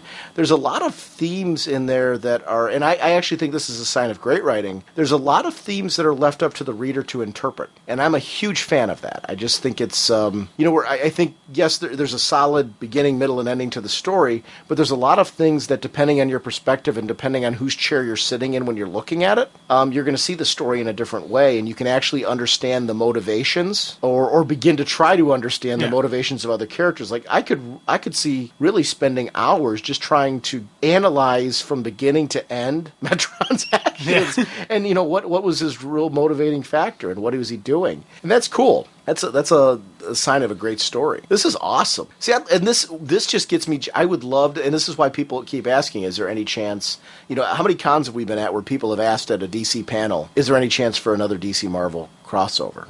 Doing one of these, and this is why. Because when you get stories like this, it's just magic. You get the right person at the helm, and you can get something really awesome. And the right artist. Yeah. It's just really a testament. That's just the whole creative team. Colors, letter, and, Kent mentioned one of the great things about the letters setting up the tone. This was really just a whole creative team that just gelled. And yes. Everything just worked. It just really, really worked. And it was a good choice. Well, Kent, I really want to thank you. You gave us a lot of hours for this. And well, you're welcome. I've had a blast. I've had more fun than I can remember having in a long time, and it's been an honor. No, it's for us as well. Thank you. I had no idea when we did this one that the story would generate as much as it did. I should have. I guess I was thinking of it as 4 issues instead of 8 issues. Which is, I'm talking about the page number wise, or, as we've discussed, 9 issues, whatever. But, still, I was thinking of this as a 4-issue miniseries. I'm like, oh, this will be kind of, there'll be a lot of meat to it because it's Marvel and DC. But I didn't think we'd be going, and, once we got into reading the story and actually tackling, I'm like, oh my gosh. Yeah. This has been fun. So thank you again, Kent. Oh, you're welcome.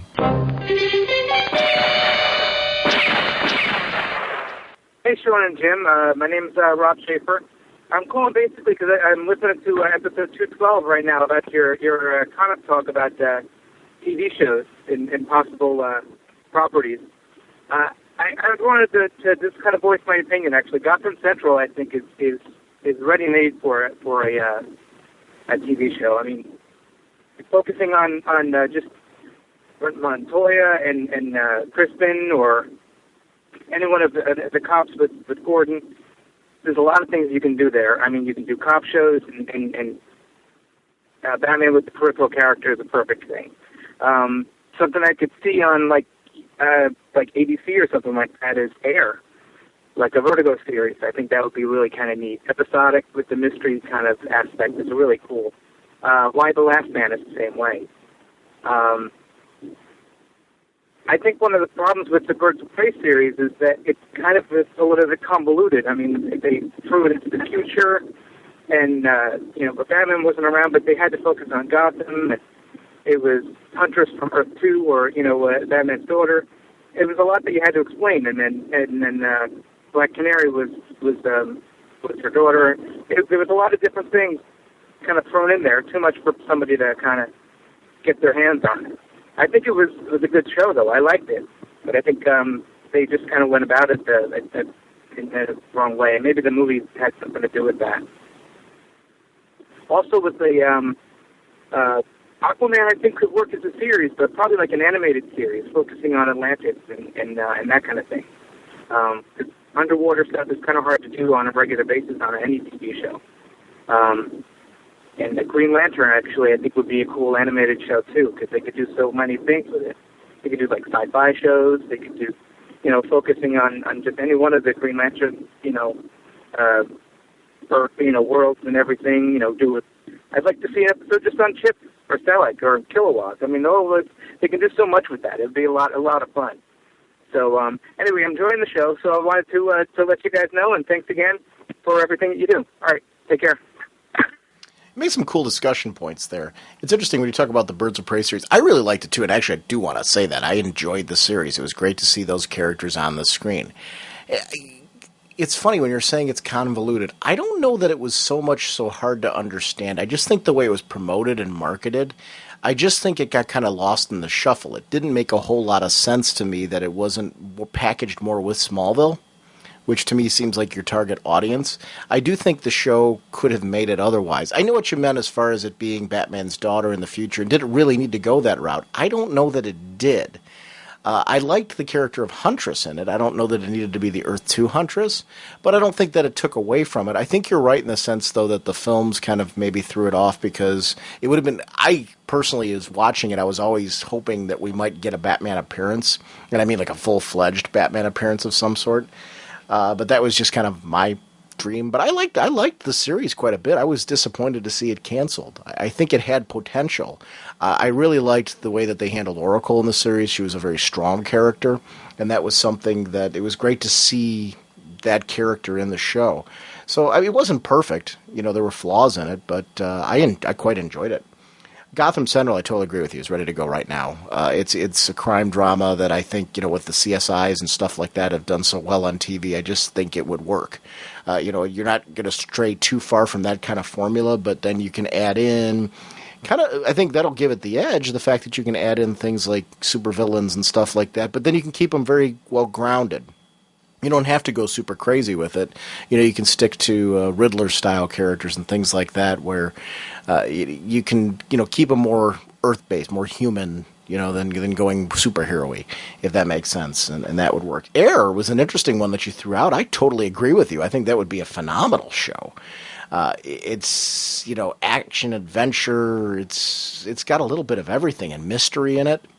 It's a wonderful series with a wonderful lead character, but it's not just her. It's the whole cast really would kind of lend itself to television.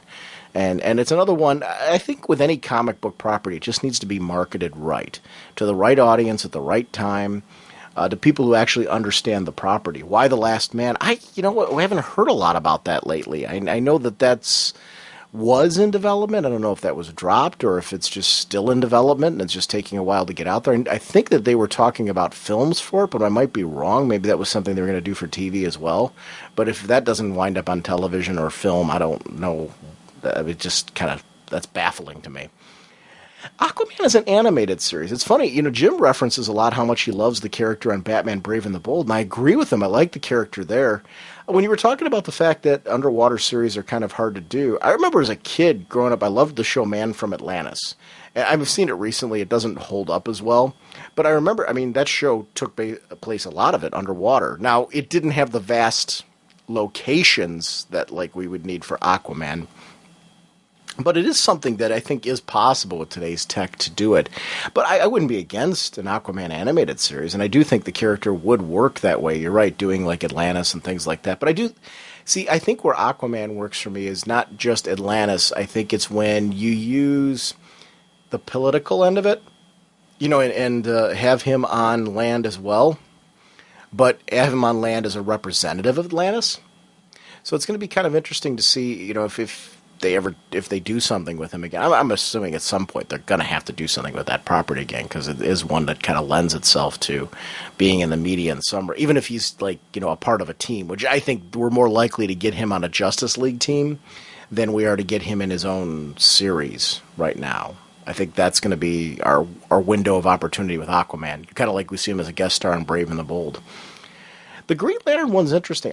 First of all, I totally agree with you, but I don't know that we would see it on TV because of the films. But, a core spinoff would be great. It's one of those things like we saw from the Star Wars movies, like Clone Wars and stuff like that spinning off. I would love to see the Green Lantern core spinning off into a television series for the reasons you said. There's so many characters that if the films are successful, and they're already planning for it to be, because I know that they greenlighted a sequel. To me, it's kind of a no-brainer that we do it just what you said and do a television series focusing on the core members. You don't have to have the Green Lanterns from the film. You can have other members of the core from all over the place. So hopefully, if it's successful enough, we might see something like that. That could be a TV show. It'd be a great spinoff. If anything, it'd be great to have a direct-to-DVD series or something like that focusing on those characters. I don't know. There's a lot I'd love to see. It really just comes down to understanding the property and doing it right.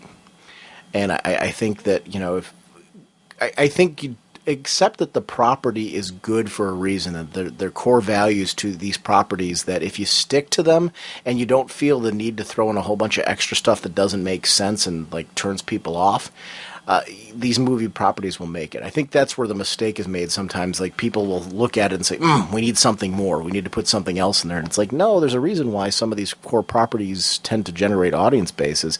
It's because of the fact that if you stick to the core values and what works for those characters, my wife and I were watching the Wonder Woman direct-to-DVD release, and it was the first time she'd seen it. We were watching it on a plane when we were heading out to California. She really liked it. And I think what worked in that one is it stuck to the core values values of Wonder Woman. Wonder Woman works as a character on the screen, whether it's animated or live action, whatever, as long as you understand the character. And that one really worked for that reason. She really enjoyed it, and we were talking about it afterwards. It was a lot of fun to watch that with her. And I think that's what, those are great examples of films that just need to, show you the right way to do it. There's a right way and a wrong way, and I think when you stick to core values like that, it works. The Jonah Hex film is an example of one where I enjoyed the film, as we mentioned on the show, but I think that there were some things that were head scratchers, and I'm like, why did they do that? It was like they kind of derailed certain things, and they did certain things great. So it was a movie I was very glad I saw, but it was an example of one where I think it would have had a better audience base. Timing was also a bad thing on that one, to try and come out in the, when you've got Pixar in there, that's a really hard time to release a film. I don't know. Like I said, there's a lot of properties. I could go on for hours talking about film properties and television properties, again, ones I want to see. You touched on some amazing ones, though, and I totally agree with everything you said. If anybody else has ideas on things that you would like to see or things that are working, or even, any comic properties that you just want to chat about in general, if you want to just talk about comics and things, feel free to call in. I love this kind of stuff. This is really great. Hey, Sean and Jim, this is Jamie, JD74 on the boards. I just started listening to your JLA Avengers number 3, and I kind of wanted to bust on Sean about the whole Hawkman thing, because I actually have this picture as my desktop on my computer, and I've looked at this picture for a while, and I hate to break it to you, but there are actually more than just Hawkman who have multiple characters on here. And so I wanted to kind of give you a brief rundown on who has it and where. And I'm going to start with Iron Man. So right by Wonder Woman, you see Iron Man in his Heroes Reborn outfit. But if you look just below Namor and Mr. Fantastic, there is another Iron Man in his more classic 80s red and gold uniform. And then, if you look at right around where Quicksilver is, there is another Iron Man in red and gold armor, which is another variation of that, might have been in the 90s. So there's 3 right there. Also, if you want to consider Iron Man armor, right by the Scarlet Witch, you have War Machine, who technically is an Iron Man, but it is Iron Man armor. So there you go. Maybe you can count that as 3.5. The next 2 are Janet Van Dyne and Hank Pym. I'll start with Hank Pym first. If you look right by Batman, you'll see Hank Pym in his original Ant-Man armor from back way, in the original Avengers series. Then, if you look just above She-Hulk, you'll see Hank Pym as Yellow Jacket. And then, if you look at right above Firestorm, in between Firestorm and Captain Marvel, Shazam, you'll see a group of people riding a emerald object. There's a character with blonde hair, a red jumpsuit. That's also Hank Pym. When I don't think he had an identity, he was just Dr. Hank Pym. With Janet Van Dyne, right by Batman's cape, you'll see Janet Van Dyne from her original outfit, again, Avengers uniform. Then, by Superman's cape, just above the Black Widow, you will see a more modern version of the Wasp, Janet Van Dyne. And then, right between Spider-Man's head and Thor's cape is another version of Janet Van Dyne in a more Yellow Jacket-ish type uniform. And then there are other people who have at least 2 versions of themselves that I saw. You have Wonder Man, who's right below Superman in the photonic state with the big W on it. But if you see right just above him, there's another guy holding on to, looks like a Dr. Octopus, looks like an arm. I believe that's also Wonder Man in his non-photonic version. Then there's Batgirl, Barbara Gordon. if you look at the side with Jay Garrick, then Whizzer, and then Jesse Quick, just behind Jesse Quick, there is the Barbara Gordon Batgirl. But then, if you look at right above Hal Jordan, there is the Oracle face, which is also Barbara Gordon. Those are the ones that I saw briefly off the top of my head. There could be more. It's hard to say because it's just so jam-packed with art that it's just amazing. It's an amazing picture. It's why I have it as my computer desktop, because it's an insanely awesome picture, and it's one of the reasons why George Perez remains my favorite artist, probably ever. And so sorry, Jim. Sorry, Sean. I just wanted you to know that Hawkman isn't as special as you think on this page. There are a few people with more than one version of themselves. So anyway, just wanted to bust you on that, and love the episode.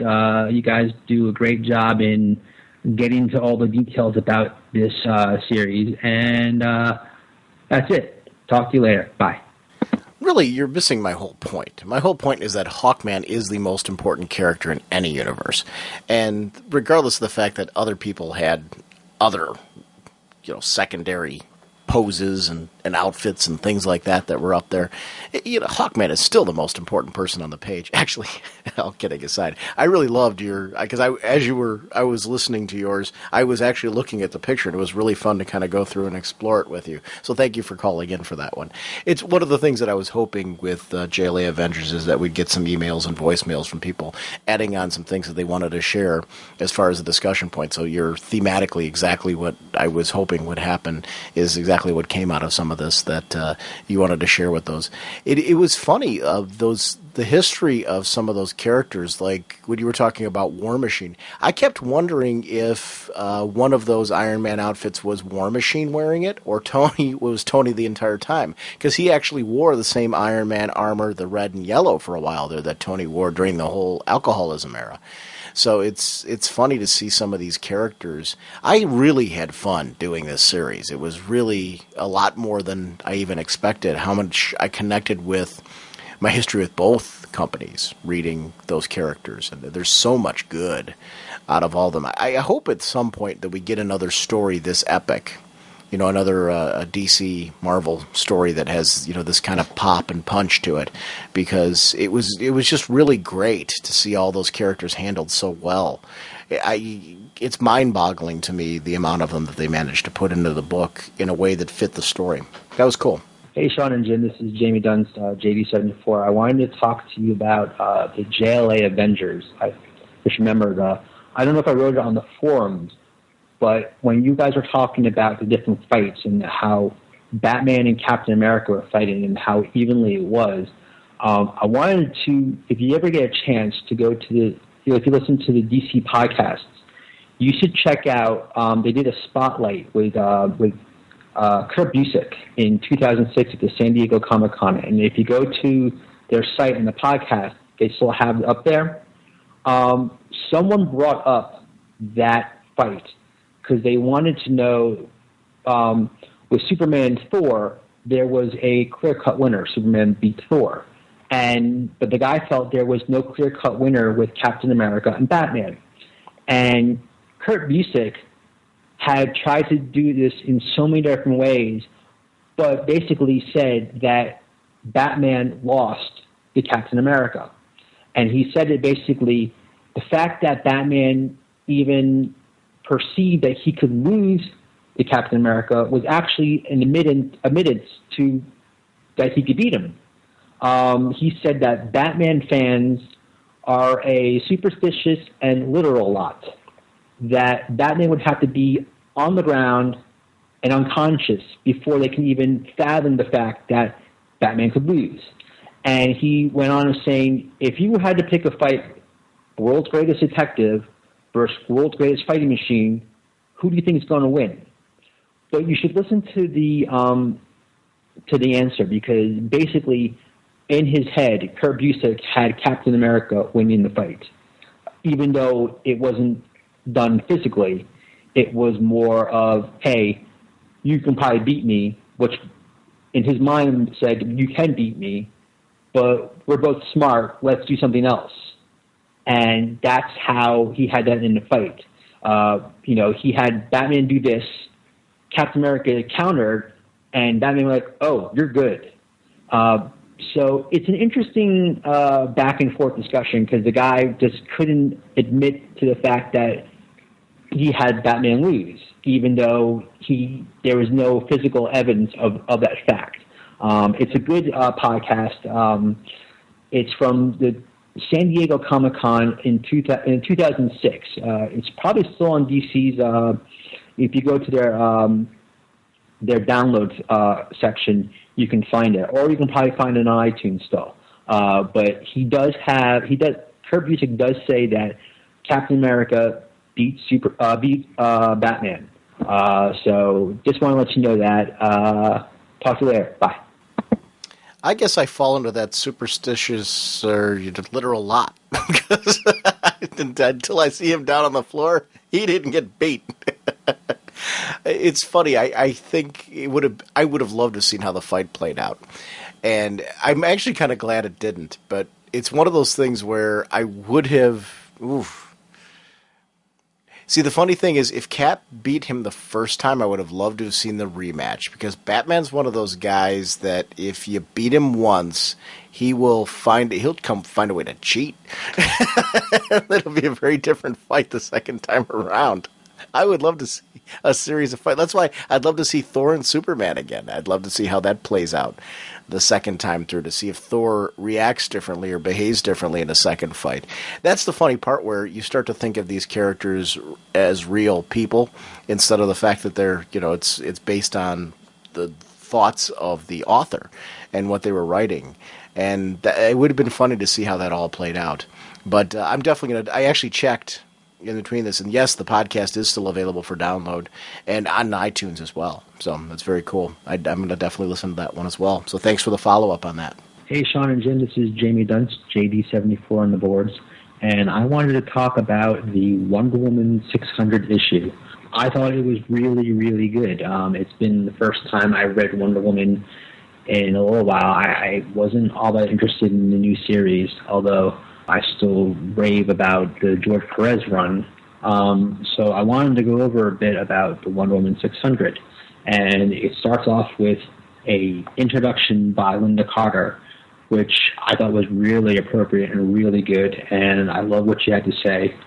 And then you go to the first story arc, which has, it's by Gail Simone and artwork by George Perez, which, in my opinion, George Perez still draws the prettiest Wonder Woman I've ever seen. And what I loved most about it was not just the fact that Wonder Woman's leading this all-female army into battle, but the ending of the story ties in a lot with George Perez's run of Wonder Woman. I don't know if you or Jim have read the George Perez Wonder Woman. I have gotten the first trade, Gods and Mortals, and it's just amazing. To me, it's still the benchmark of which I rate all other Wonder Woman stories.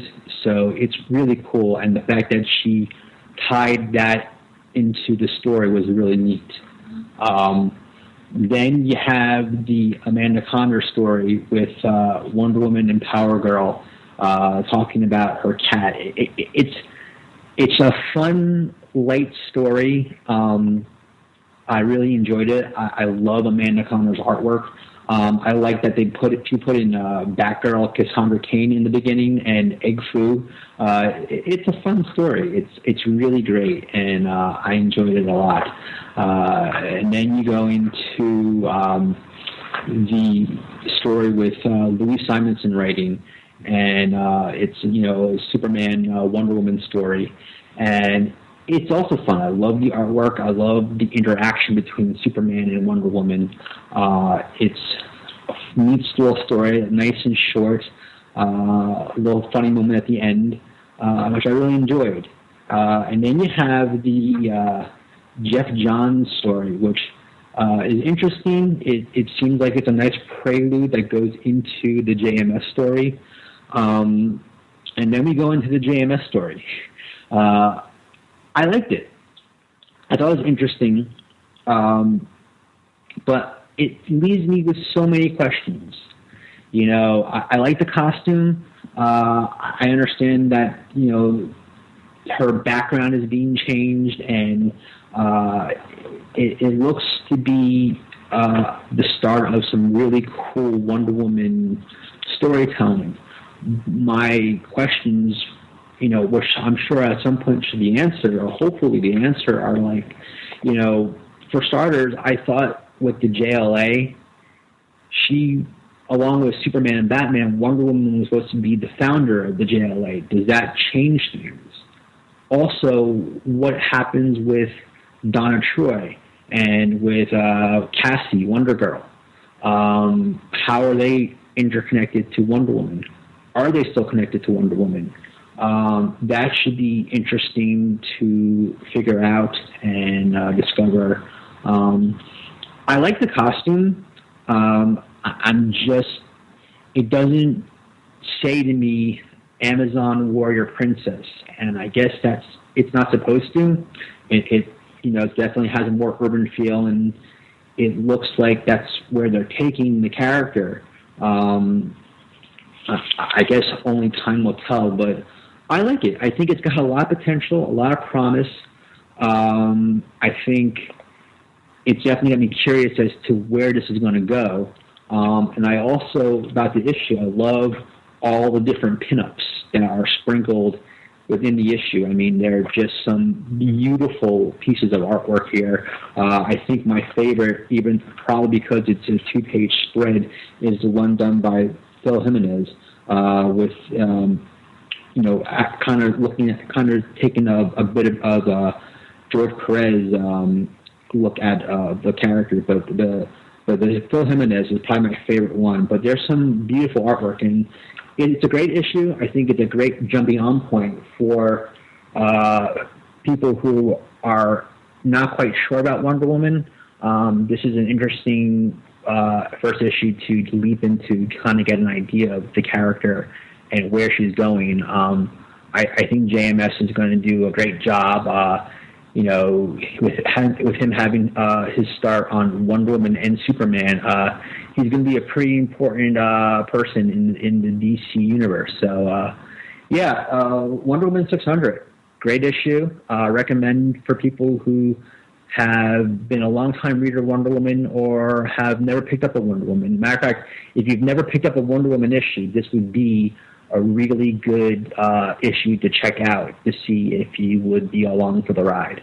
I checked it out, and I'm curious to see where it goes. So I hope you're doing well. Talk to you later. Bye. I got to totally agree with you, that Wonder Woman 600, the fact that you kept saying fun over and over again, that's really what I felt with that one. And I really, you know, it's fun every so often to read just a fun comic. And it felt like an epilogue to the current continuity of Wonder Woman, because it looks like we're going to be taking this story for a year, I think, is how it's going to work out, if I remember correctly. I might be getting that confused with Grounded. But, you know, obviously we're heading into a new direction with Wonder Woman. The Gail Simone and George Perez, I loved, you're right, that there's some great ties to the George Perez run, which really, it feels that was the kickoff to the current continuity, that even though we had a new series in there, it all thematically kind of continued on from that George Perez run. I've loved the current series and what Gail Simone did, and I was glad that she had a chance to, she kind of tied everything up in her last issue. But in this story, it was kind of a fun epilogue, you know, just a chance to have a really good time with George Perez. And I loved the fact that, you're right, they used so many female characters, and it made sense that we had to go to characters like Ravager, and we had to go to characters that you wouldn't normally expect her to team with, because of the fact that none of the male heroes could be pulled in for this one, because of the nature of the enemy. And it was just a fun story, and I really had a good time with that. When Amanda Connor with the with the manga monster, I was cracking up, and that felt like kind of not just a tie to Wonder Woman, but also a tie to Power Girl, and it's kind of an epilogue for her with the Power Girl series, and just how cool that was. It felt like an extra issue of Power Girl for a run of Power Girl. Louise Simonson's a writer who I've always enjoyed, and to see her a chance to work with Superman and Wonder Woman, and I loved the focus on magic, how Superman had limitations with magic, so these two knew each other so well that they were able to divide and conquer. He was able to do things, and she was kind of forced to defend Clark, and to make sure that he could accomplish his goals without being derailed by the villain. But yet the two of them working together, they were able to take down the villain. I really liked that, and it showed his respect for her abilities as well, which was kind of a cool story as well. The Jeff Johns story, it totally was a prelude to what was going on with JMS. It was, when I was reading, I was kind of like, wow, it's heading in a direction where it's pretty clear that the Diana as we know her, at least in her own book, is not going to be there. When you're talking about the JMS story, it's funny. I really like the costume because it's for storytelling reasons. I was more, when I read the story the first time through, I really enjoyed it. It felt very Elseworldsy to me, which was fine. I'm like, this is kind of cool to read kind of a Wonder Woman story. It's taken kind of out of time. When I was reading his comments on the back, it seems like they're really kind of exploring going into a new direction with her continuity-wise, because it sounds like there's going to be a merging where she's going to become aware of who she was before, and there's going to have to be a resolution of that. And we're going to be seeing glimpses of the Diana we know and love. If I'm reading him correctly, in that section in the back, we're going to be seeing glimpses of the Diana we know and love as she becomes aware of that. And yet we're going to be seeing this new Diana as well, who doesn't have the Amazon look because that wasn't her life. Paradise Island was a casualty, and she's been in hiding. So this is a very different story. Her mother was killed. So we're going to see some resolution of her having, a merging of events, and what is her new continuity going to be, and how is she going to come to terms with that, and how are we going to see that in the DC universe proper, and if so, when? I'm assuming that we're going to see that when it's resolved for her, when she has come to terms or resolved the timeline, because it sounds like it's a timeline issue that needs to be resolved, some issue with the gods that we're going to see resolved at the end of this. There's going to be a resolution and a new understanding for Wonder Woman. I don't think it's going to derail things like Donna Troy and Cassie. I think we're going to see that all of the things that we saw have happened, but there is, for her, a new experience and a new status quo because of it. I don't think it's going to derail anything elsewhere. I might be wrong. I'm suspecting that that's the way it's going to be. The change is going to be with Diana. This Diana is going to come into our present-day world versus us losing everything else. I might be wrong. I'm curious to see. I'm speculating right now, so believe me, if you're thinking otherwise, you might be 100% correct. But my speculation, at least from what I read from what he was doing, is there's going to be a resolution of this, but it is going to cause a drastic change to Diana. And that we're going to see that. I liked it to kick it off, though. It was interesting. It's hard. I was such a fan of what Gail Simone was doing, and the ending of hers, it ended so nicely, but it was like bittersweet because I would be pretty content to just have that continue on because I was just having a blast. But like anything, I got Birds of Prey back with her, and we're getting more Welcome to Tranquility and Secret Six, so I'm pretty happy with the fact that I'm getting lots of Gail Simone every month. So now I'm looking at, we've got a new writer here, and giving this a chance. When I read it at first, as far as a kickoff, I was really glad to see that it was so interesting to kick it off. So I'm anxious to see where this is going and what the point is, and how this is going to affect. I'm more interested, like you, to the questions. There's lots of questions coming out of this, and it's supposed to be. This is a mystery that we're going on, a ride we're going on. It's funny. I would love to hear from people. Do you want to see Diana changed from all this? How do you want to see this resolved? Do you want to see Wonder Woman restored at the end? I'm very curious to see how I'm going to feel. Like, I liked this Diana. which surprised me because I loved her as she was. So I don't know how I'm going to feel about all this as the ride goes on, but I'm interested in the ride, and that's always fun. Change never bothers me in comics. It's because if it doesn't work out, writers can always change it back, and that's always kind of the fun thing. Let's go on with this story and see where it's going to go. JMS is batting pretty high for me at DC right now, though, so I'm looking forward to seeing what he's going to do and how he's going to play. Superman is a great example of this. Wonder Woman's a great example of this. Let's see where it's going to go. Be kind of fun. Good ride. It was story-driven, and like you said, the pinups were great in there. I really, really enjoyed it. The Phil Jimenez one was gorgeous. Oh, I want that. Talk about things I want as a poster. That and actually touched on the entire era of Wonder Woman. That's what a lot of this felt like. It felt like the whole story felt like a fun nod to the history. And I should say, not the whole story, all of the stories felt like a fun nod to the history of the character. It was great to have Linda Carter kick it off in the beginning. But all the right people were involved with this one in some capacity. And it was just a fun landmark issue. I'm a big fan of these things. It felt like those 80-page giants that I've been digging so much. It had that kind of vibe to it, where everything kind of thematically was connected in some capacity. It was a fun story. Through the magic alchemy of nature's most awesome sources of energy, Ray Palmer, atomic physicist, becomes the atom.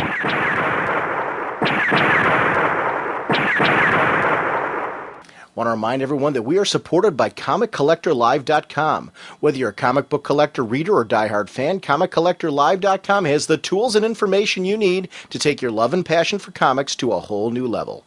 ComicCollectorLive.com features important biographical information about old and new comics, action figures, trading cards, comic-related statues, and busts, and more. CCL has an extensive free online library where you can browse and get information about pretty much any comic book in existence from DC Comics and beyond. We also have 150 different private collectors and brick-and-mortar comic shops selling their swag on CCL at incredible pricing and fair grading. Become a CCL subscriber and download a 30-day free trial of our full-fledged software to keep track, manage, and organize your collection. You can also download CCL's new iPhone application to see everything from scans of all the newest comics and variants every Wednesday to management of your CCL wish list to fill your gaps and kill your spreadsheet. With over 72,000 members and over 1 million items for sale on our site, come see why there's only one ComicCollectorLive.com. Also sponsoring us is DCBService.com. As I mentioned, I am so excited for this. New Teen Titans The Games hardcover. Games. Finally here. Wraparound cover by George Perez, 20 years in the making. Teen Titans Games is a can't miss for fans new and old. Harking back to an era when New Teen Titans was the best-selling monthly comic series comes this lost tale from the legendary creators Marv Wolfman and George Perez, starring their fan-favorite characters just in time for the New Teen Titans' 30th anniversary. Set in the 1980s during the height of the New Teen Titans' popularity, this standalone hardcover features a mysterious villain playing a deadly game with New York City as the game board and the Teen Titans are the pieces. And I love the fact that it's set in the 80s, set in that classic era. This is 144 pages, regularly $24.99, 50% off, only $12.49 from DCB Service if you pre-order it. That's a great way to get a special deal on that book. Also over at InStockTrades.com, our friends over there, it's Batman the Cult. This is a brand new printing of the classic Batman tale. This is collecting the 4-issue miniseries from 1989. Deacon Blackfire, a charismatic shaman with roots as old as Gotham City itself, has amassed the city's homeless into an army, one he seemingly uses to fight crime. But Blackfire has a hidden agenda. That's Jim Starlin, Bernie Wrightson, $19.99 regularly, 47% off, only $10.59. That's our next target, seeing as we're now done with JLA Avengers, and we'll be doing that as soon as Jim gets back from his vacation in Italy. So, great things to come. Like I said, the next couple episodes are going to be focused mainly on brand new material, because there's a lot of stuff to be discussing. I want to make sure we spend some time really giving you some solid episodes on new material before we jump into some of the older material again and do something big like the Cult, because the Cult's going to be another whopper. So, because it's another one, it's got very similar to JLA Avengers, where there was 4 issues that are prestige format. So I'm really excited to finally hit that story. And I want to remind everyone about our voicemail line. It's Dr. Norge on Skype or 1-440-388-4434. That's 1-440-388-4434. Whether it's something we're currently discussing on the show or not, feel free to send in your thoughts. We love hearing, and it's ragingbullets@gmail.com if you want to send us an email. We love having your commentary a part of the show as often as possible. So please make sure to send in your comments, and feel free to participate on the forum, like I said in the beginning, Facebook. We have a Twitter account and things like that. I try to update those things as much as possible and throw different things on all of them. So we'd love to have you be more a part of that. And check out our columns on ragingbullets.com. We have some wonderful columnists there who are putting up some great commentary on some of the great things going on in DC. Actually, if you want to be a part of ragingbullets.com, you want to do some blogging on there or anything like that, let me know. Shoot me if you got an idea on something you want to be discussing regularly or semi-regularly or however. I'd love to put more commentary up there from listeners. The way I look at the website is it's more of a fan-produced fan interaction type of thing. I want it to be friends of the show and a chance to, Raging Bullet listeners to kind of get their thoughts out across the web on things that we don't always have a chance to get to on the show and kind of make it all comprehensive. So you guys have a chance to be a part of that. So let me know if you're interested. That's ragingbullets@gmail.com if you want to get a hold of me for anything like that. And we will see you next week at some point. I'm not quite sure if I'm going to be doing mini-sodes or big full episodes. I'm going to see how these recordings go and see what's the most logical way to release them. But we have a lot of stuff planned and coming your way while Jim's on vacation. So a lot of fun things, and we will see you soon. Bye.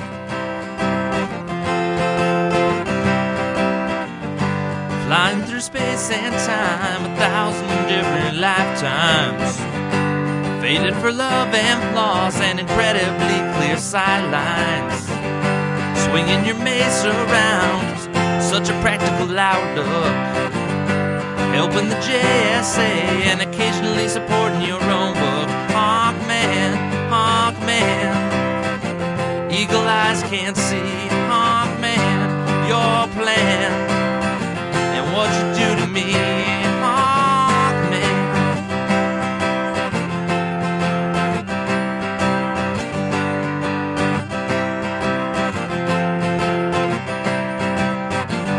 The villains are closing in, be they Thanin Guard or Egyptian, working so hard to thwart you and Hawkgirl's mission. The odds are not on your side, and danger seems to stack up.